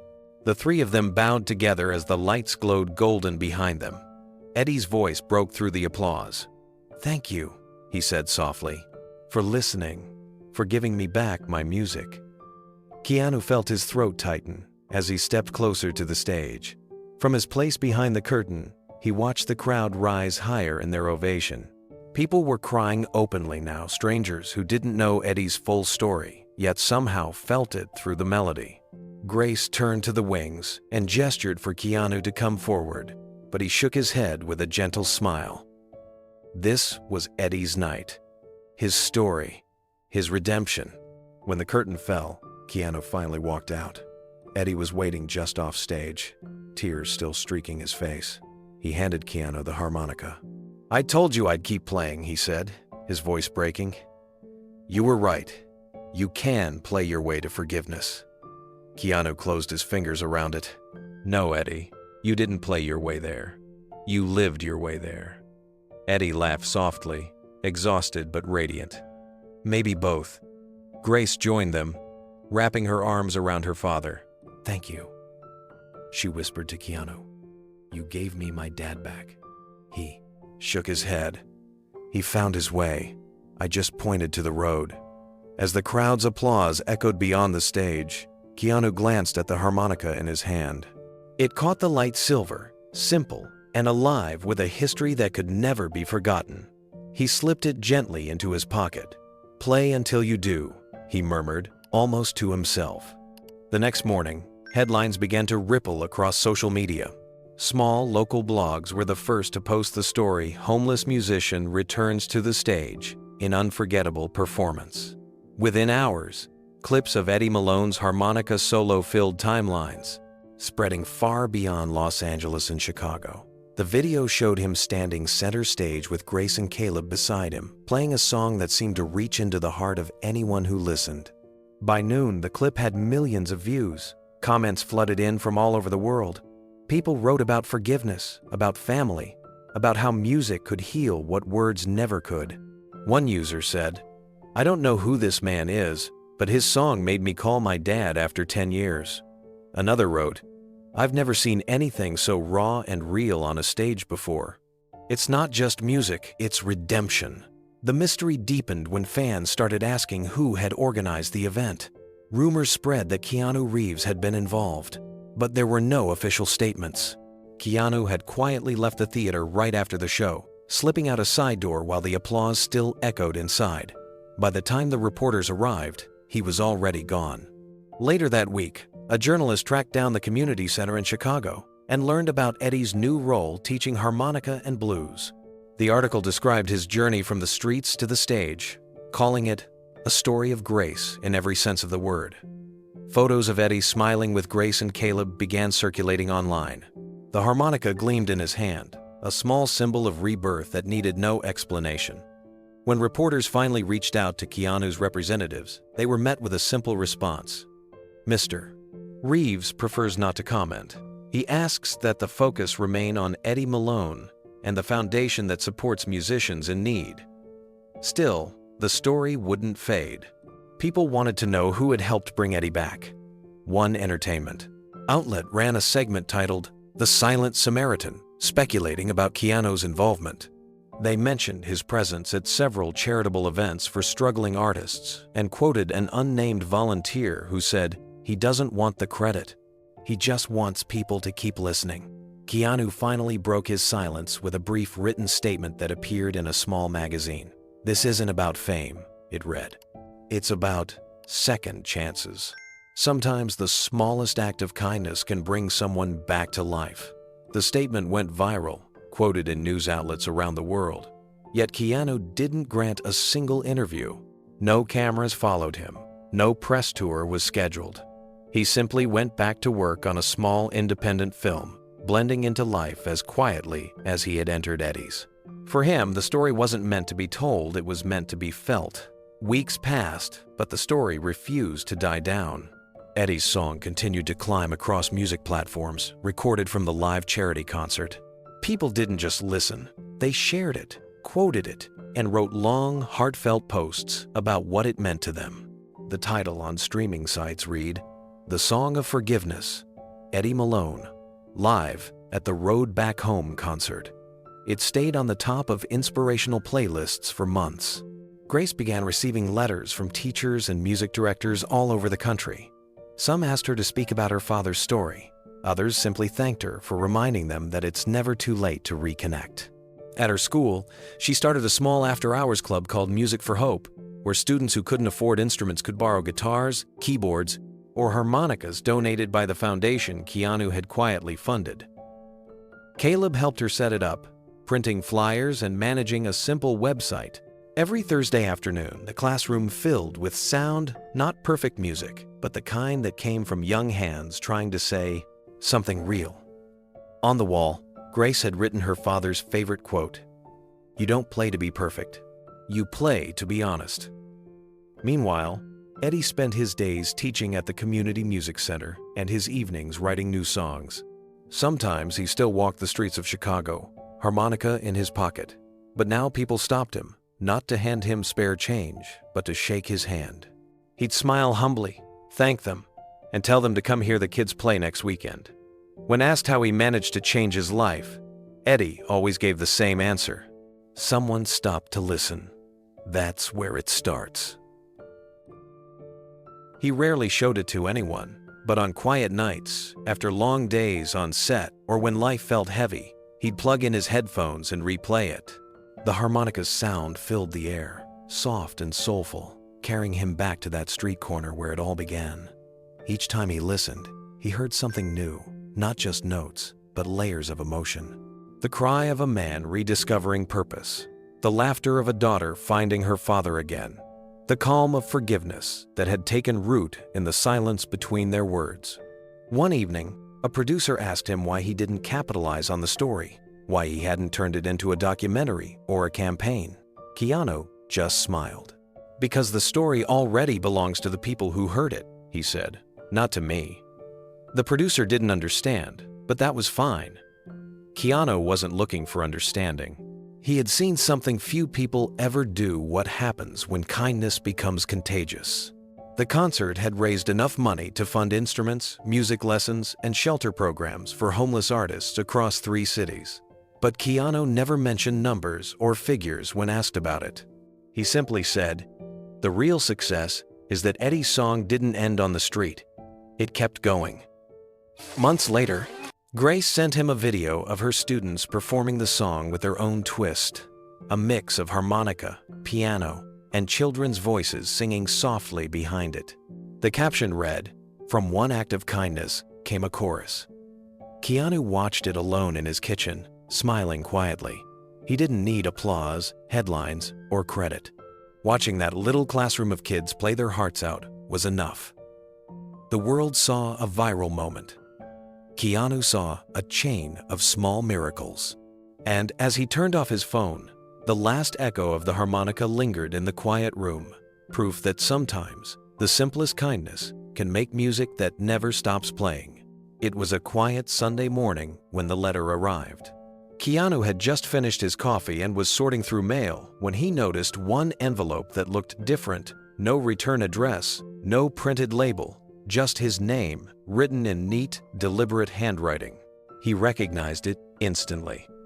The shaky strokes of the pen carried the weight of years, and yet there was something steady in them. He carried the envelope to his study and sat down at the wooden desk by the window. Morning light spilled across the room, catching the framed photographs of his family, his mother, his late partner, and the sister he had loved so fiercely. The sight made him pause for a moment before he carefully tore open the seal. Inside was a folded sheet of paper and something wrapped in soft cloth. He unfolded the letter first. The paper was slightly crinkled, the ink faded in spots where a drop of water had touched, maybe rain, maybe tears. It began simply, "Keanu, you didn't just bring me home, you brought me back to myself." Before that night, I thought my story was over. I'd stopped believing that anything I played could matter. But you listened, not just to the music, but to the man behind it. That changed everything. Grace and Caleb are my world now. We play together every Sunday at the center. The kids call us the family band. Funny, isn't it? I never thought I'd hear my name and the word family in the same sentence again. But that's what forgiveness does. It gives you back what shame took away. You once told me, play until you do. I did. And you were right. Somewhere between the notes, I started believing I was worth another song. If ever you doubt your purpose, remember this. You made a broken man believe again. With gratitude, I can never repay, Eddie. Keanu sat motionless for a long time, reading the words over and over. Each line hit with quiet force, not grand, not loud, but real. The kind of truth that lived in silence more than in sound. He reached for the small cloth bundle and slowly unwrapped it. Inside lay the harmonica, the same one Eddie had carried through the years, the same one that had first sung to him on that rainy night outside the theater. Its silver surface was scratched and worn, but it caught the light in a way that made it look almost alive. Keanu held it in both hands, feeling the weight of it light, yet full of meaning.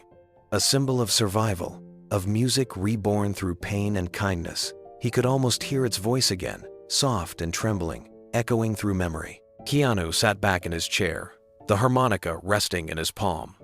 The weight of it wasn't physical, it was emotional, almost spiritual. He turned it over slowly, noticing faint initials engraved near the edge, E.M., barely visible from years of wear. His thumb brushed across them gently, as though touching a sacred relic. He thought about that night outside the theater. The cold rain, the sound that stopped him, the look on Eddie's face when he realized someone was actually listening. It hadn't been charity. It hadn't been pity. It had been something deeper, something he could never quite name. Maybe recognition, maybe fate. He placed the harmonica on the desk beside a candle. Next to it sat a framed photo of his late family, his mother's smile, his sister's soft eyes, and the love he had lost but never stopped carrying. For a moment, the grief that lived quietly inside him stirred again, but it wasn't painful this time. It was peaceful. He lit the candle, watching the flame flicker and reflect off the silver of the harmonica. The two glimmers, fire and metal, seemed to breathe together, a symbol of life and endurance. "Every soul deserves a song," he whispered under his breath. He didn't know why he said it, but it felt right. The harmonica wasn't just a gift, it was a reminder. That listening could be an act of love. That small gestures could echo longer than grand ones. Keanu leaned back, his thoughts wandering through the months that had passed since that concert. Eddie's song still played in his mind sometimes when the world felt too heavy. It wasn't just music, it was proof that broken things could still find rhythm, that silence could turn into something beautiful again. He thought about Grace too, how her eyes had carried both the pain of the past and the courage to forgive. About Caleb, who had grown up watching his mother rediscover hope through sound. And about all those kids at the community center, holding borrowed instruments, trying to find their own voice. All of it had started because one man stopped on a rainy night to listen. He smiled faintly. The thought wasn't pride, it was humility. A quiet gratitude for the strange way the universe stitched lives together, one chance meeting, one melody, one act of compassion at a time. On the desk, the candle burned steadily, the harmonica gleaming beside it. Keanu opened his phone and scrolled to the recording he'd kept Eddie's song from the train, the first time he'd ever heard it. He pressed play.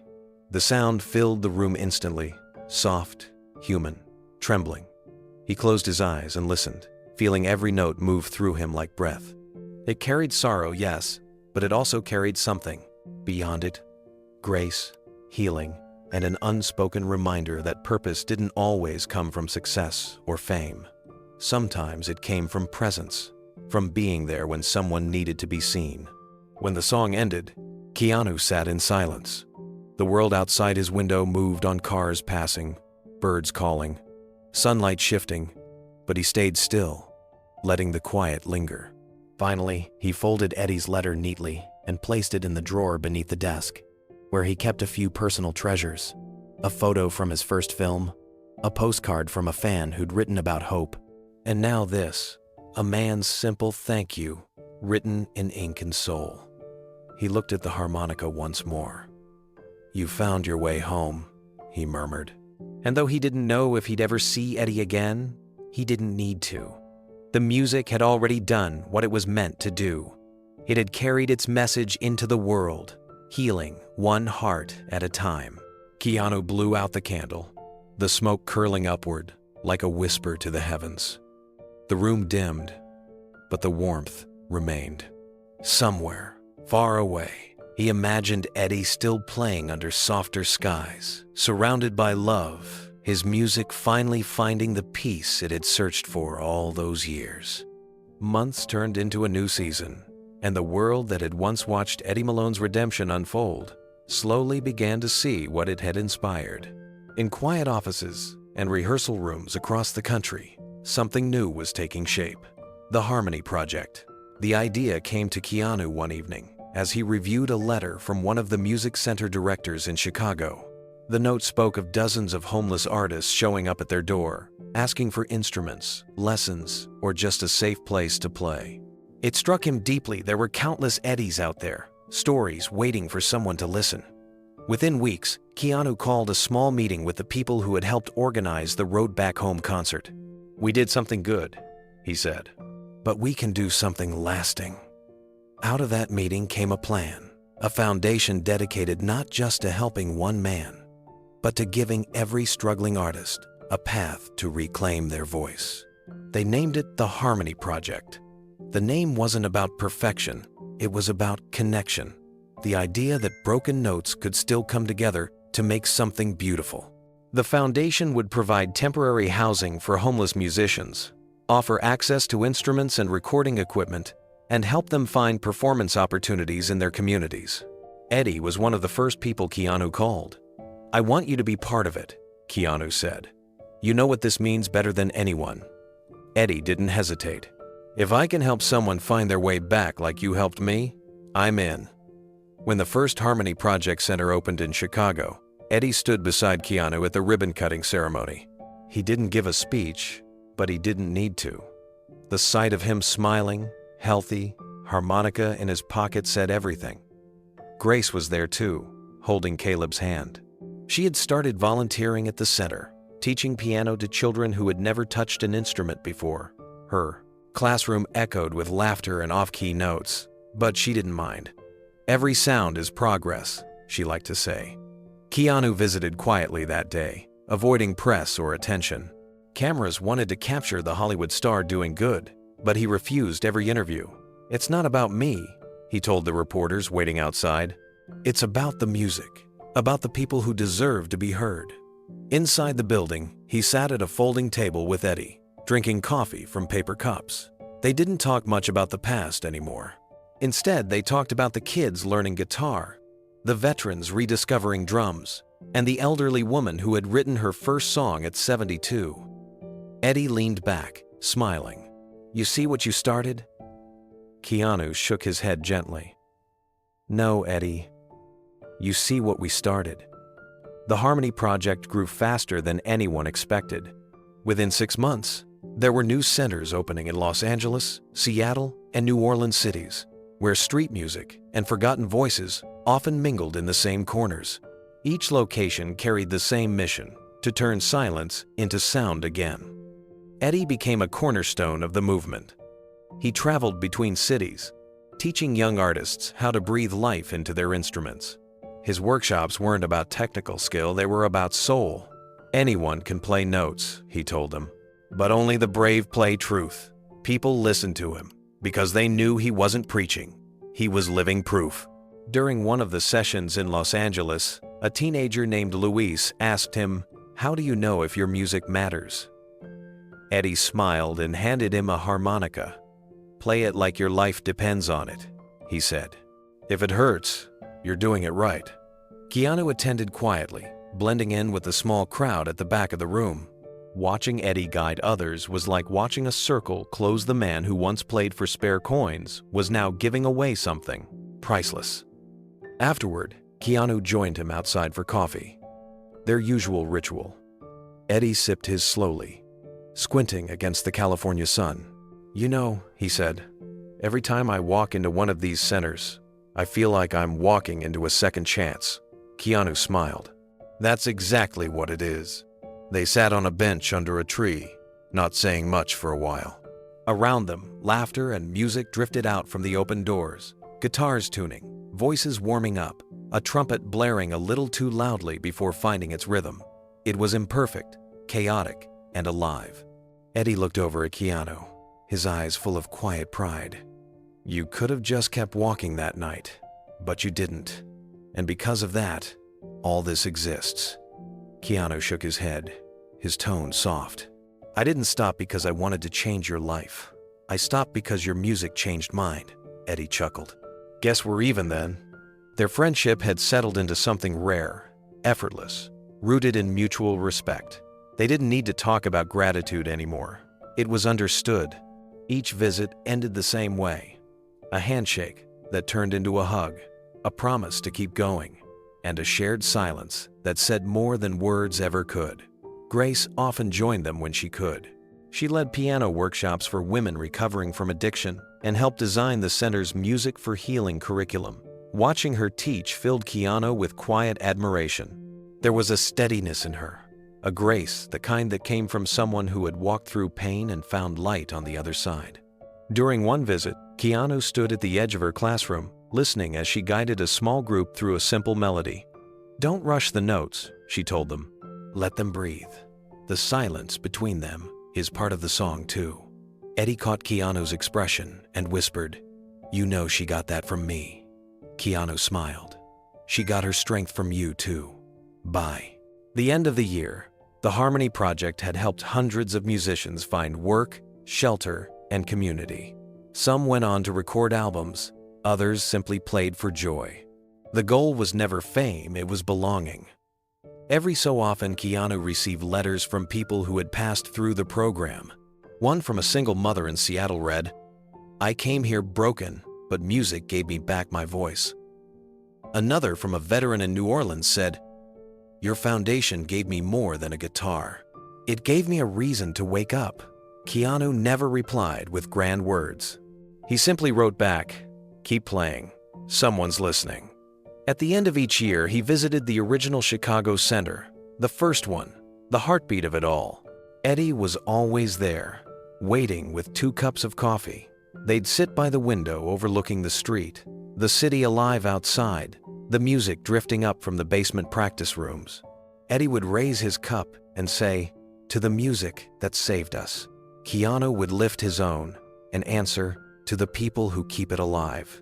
And as the sun set over the city, the sound of harmonicas, pianos, and laughter filled the air, not just a melody anymore, but a legacy. Winter had returned to Chicago, soft and gray, when Keanu got the call.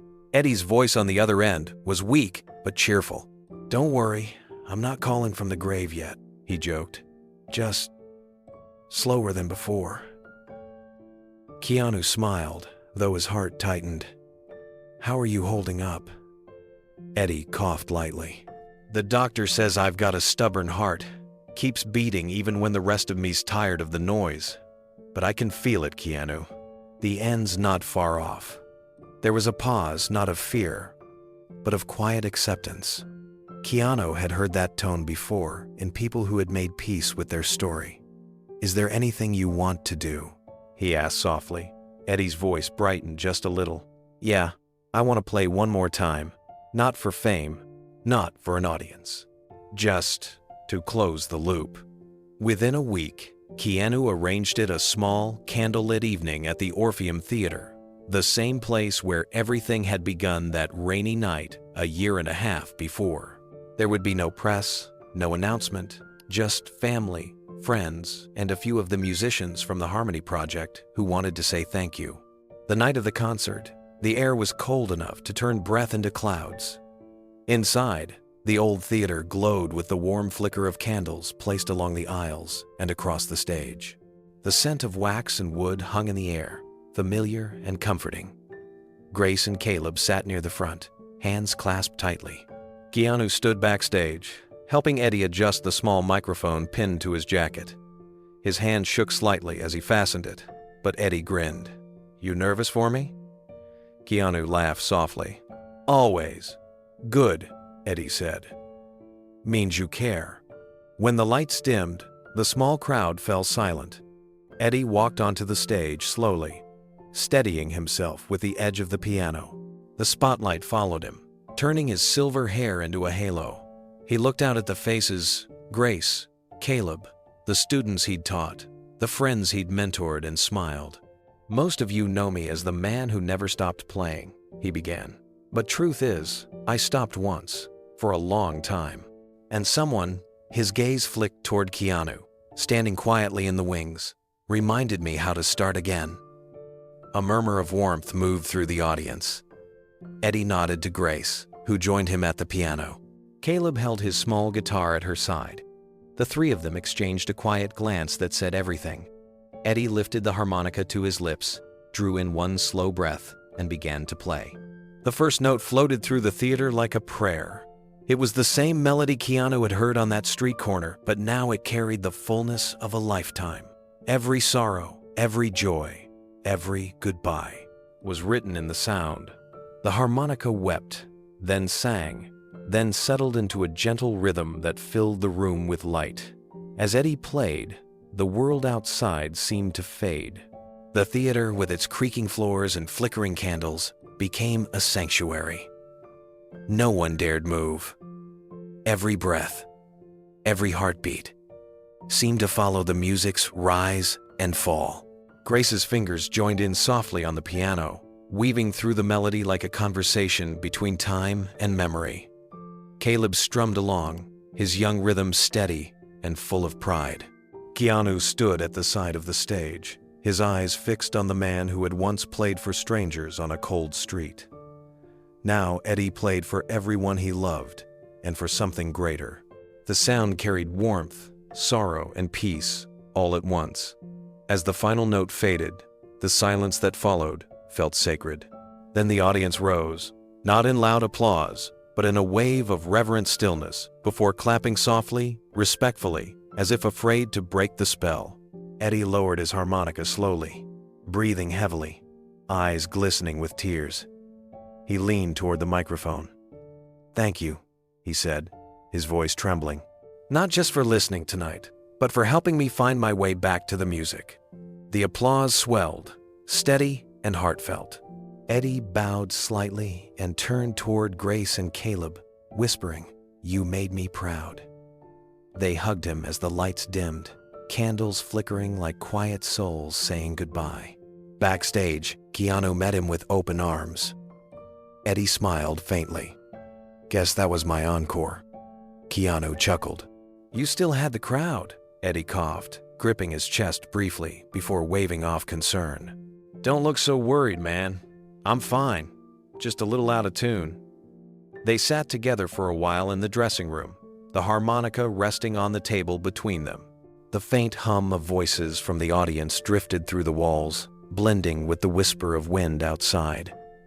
Eddie looked at him, eyes soft but heavy. You know something, Keanu? I used to think the stage was my home. Turns out, it was just the hallway. Home was waiting for me at the end. Grace, Caleb, this music, you. Keanu's throat tightened. You earned it, Eddie. Every bit of it. Eddie smiled faintly. Maybe, but I wouldn't have found the door without you. They sat in silence again, the weight of unspoken things filling the room. Finally, Eddie picked up the harmonica one last time, turning it slowly in his hands. This thing's seen it all, from alleyways to candlelight. Feels like it's time to rest it, don't you think? Keanu nodded, his voice low. Maybe it's time for both of you to rest. Eddie leaned back in his chair, the lines on his face softening. You know what's funny? He murmured. All those years, I promised myself I'd make it back to the people I loved. I finally did. This time, I kept my promise. Keanu reached out and squeezed his shoulder. Yeah, you did. Eddie smiled, eyes closing briefly. Tell Grace I said thank you for forgiving an old fool. You'll tell her yourself, Keanu said quietly. Eddie didn't answer.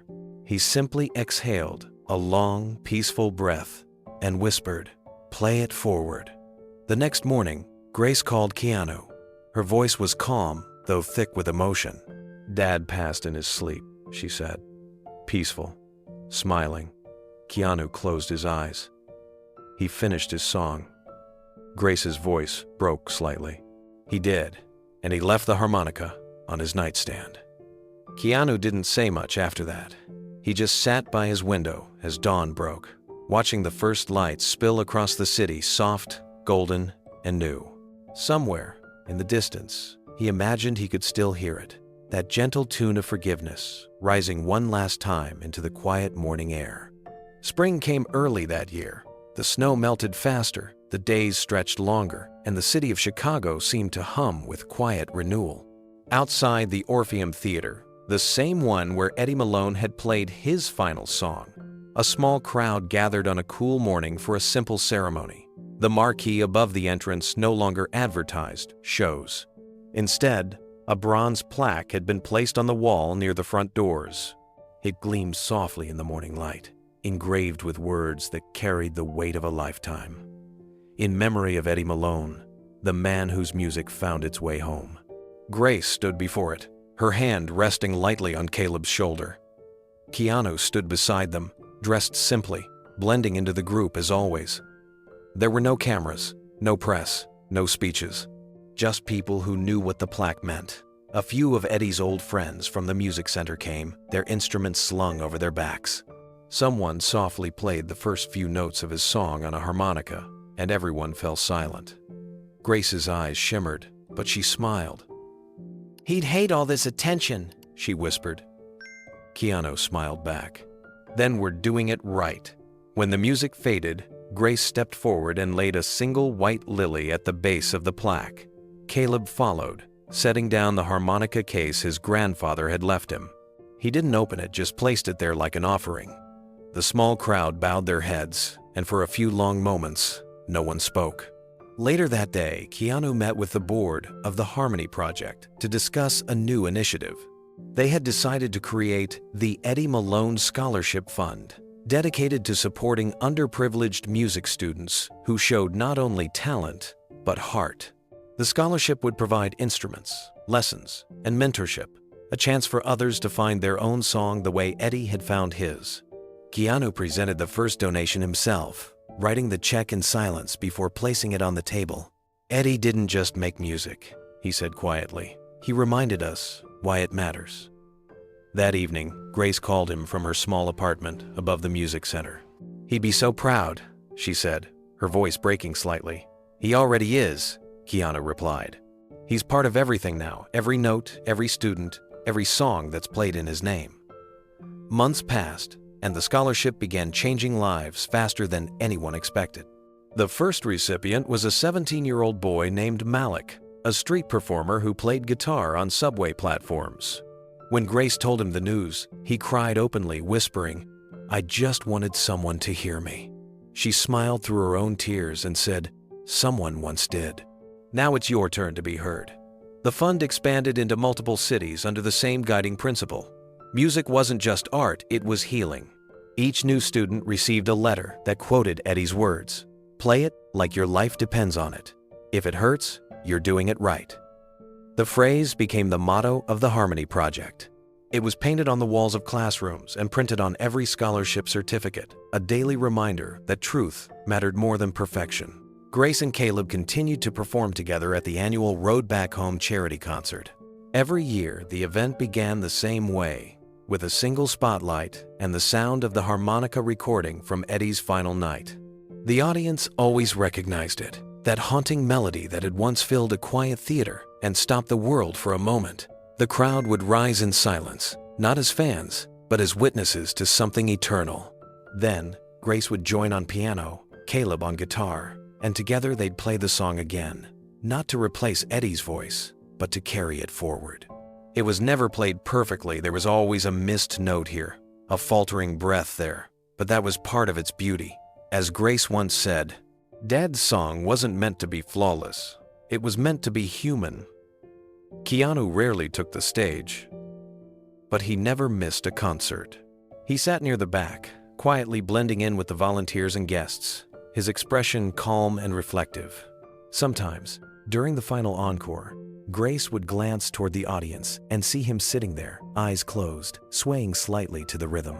After one performance, she found him outside under the marquee, where the bronze plaque still gleamed under the lights. "You still come early," she teased. He smiled. Old habits. They stood together for a moment, watching the crowd spill out of the theater, laughter and chatter filling the night air. Grace looked up at the plaque. "I used to think that night was the end of his story, but it wasn't. It was just the beginning of everyone else's." Keanu nodded slowly. "That's the thing about music. It doesn't end when the song does." She turned toward him, her eyes shining. "You know he'd tell you to stop being so humble." He chuckled softly. "He'd tell me to stop talking and start listening again." They both laughed, then fell into a comfortable silence. A street performer nearby began playing guitar, the faint melody drifting through the air. For a moment, it sounded eerily familiar, a few scattered notes from Eddie's song. Grace smiled. "See? He's still here." Keanu looked at the musician, then back at her. "Yeah, everywhere someone plays with heart, he's there." Later that night, when the theater was empty, Keanu stayed behind. The candles along the aisles had burned down to soft pools of wax, their glow still warm against the bronze plaque. He walked up to it slowly, his footsteps echoing in the quiet hall. He stood there for a long time, staring at the engraved words, tracing them gently with his fingers. The man whose music found its way home. Taking a deep breath, he whispered, "You did it, Eddie." The silence that followed wasn't empty, it was full of presence. Somewhere in it, he could almost hear the faint echo of the harmonica again, distant but alive. The sound rose softly, curling through the theater like smoke from a candle, fading but never gone. Keanu smiled, his eyes glistening in the dim light. "You kept your promise," he murmured. "Now it's my turn." He slipped his hands into his pockets and looked around the theater one last time. The seats, the stage, the quiet, everything felt exactly as it had that first night. Only now, the sadness was gone. What remained was gratitude. Outside, the night wind carried the hum of city life cars passing, voices echoing, the faint rhythm of someone playing music down the block. Keanu paused at the entrance, turned once more toward the plaque, and nodded. Then he stepped into the cool evening air, the city lights reflecting softly in his eyes. The sound of the harmonica seemed to follow him down the street, blending with the world around him. It was no longer Eddie's alone. It belonged to everyone who believed that kindness could change the ending of a story. The next Harmony Project Gala was held in Los Angeles, a year after Eddie's passing. The hall was filled with soft golden light, hundreds of candles flickering along the edges of the stage. It wasn't a glamorous event, there were no flashing cameras or red carpets, just people who understood what the foundation stood for. Behind the curtain, Keanu stood quietly, hands folded around a small worn harmonica, Eddie's harmonica. The sound of tuning instruments and quiet chatter drifted from the audience beyond. He could feel the anticipation in the air, but what he felt most was gratitude. As the lights dimmed, the host stepped forward to introduce him. Tonight, we honor the one-year anniversary of Eddie Malone's legacy, a man who reminded us all that music can bring people home. The applause was gentle, not loud or forced. Keanu walked out onto the stage, head bowed slightly, a soft smile on his face. He waited until the clapping faded, then spoke into the microphone, his voice low and even. "I remember the first night I met Eddie," he began. "It was raining. I'd just left a movie premiere. There were cameras, people, noise, all the things that come with this life. But outside the theater, I heard something that cut through all of it. A harmonica." He paused, glancing down at the small instrument in his hand. It wasn't just music. It was pain, regret, hope, all of it wrapped into one sound. And for some reason, I stopped. I didn't plan to. I just listened. The room was silent. Every word seemed to settle over the audience like falling snow. "That moment changed everything," Keanu continued. "Not because I did something great, but because I realized something simple sometimes. All a person needs is someone who doesn't walk past their pain."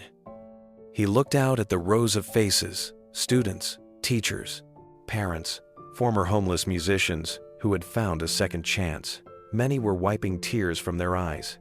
"Eddie taught me that listening is more powerful than fixing," he said softly. "When you listen, you give someone a place to belong again." He turned toward the orchestra behind him, a group made up entirely of scholarship recipients. "This foundation, this music, this hope, it all started because one man played a song when no one else would listen." A wave of emotion moved through the crowd. Keanu took a deep breath, his voice steady but tender. "Eddie's song didn't end with him. It lives here in every note you hear tonight, in every act of kindness you choose to make." Then, quietly, he lifted the harmonica to his lips. The lights dimmed until only a single spotlight shone down. The first note was hesitant, a little off-key, but full of heart. The audience held its breath as he played a few bars the same melody that had once drifted through a rainy Los Angeles street. It wasn't perfect, but it was real. The sound rose and fell in the quiet hall, gentle and raw. Each note carried something unspoken, not performance, not skill, but remembrance. The melody trembled in places, just like Eddie's had, and somehow that made it even more beautiful. The imperfections gave it soul. As Keanu finished, the last note lingered in the air, like a breath that didn't want to end. He lowered the harmonica slowly, his eyes wet but calm. For a long moment, no one clapped. No one moved. The silence itself felt sacred. Then, one person stood, followed by another, until the entire room rose to its feet in a quiet standing ovation. Keanu nodded slightly, humbled. "That was for Eddie," he said softly. "And for everyone who still believes it's not too late to start again." He took a step closer to the edge of the stage, his tone gentle, almost like he was speaking to a friend rather than a crowd. "You know," he said, "when I met him that night, I thought I was helping a stranger. But now I see he helped me. He reminded me that kindness doesn't have to be grand. It can be as small as stopping to listen." He looked across the room at the scholarship students, the teachers, the old musicians who had come back to volunteer. "Eddie's story isn't about a miracle," Keanu continued. "It's about a choice, one small choice. You don't have to be famous or wealthy or powerful to change someone's life. Sometimes, all you have to do is not walk away." The words hit softly, settling into the hearts of everyone present. He smiled faintly, the kind of smile that carried both pain and peace. "I think about him a lot," he admitted. "I think about that rainy night and how the sound of his music reached me before his words ever could. It made me realize every person has a song. Some are just harder to hear." He paused, glancing down at the rainy harmonica resting in his palm. So, if you ever get the chance to listen, really listen, do it. Because the moment you do, you might save a life. Maybe even your own. A hush fell over the hall again.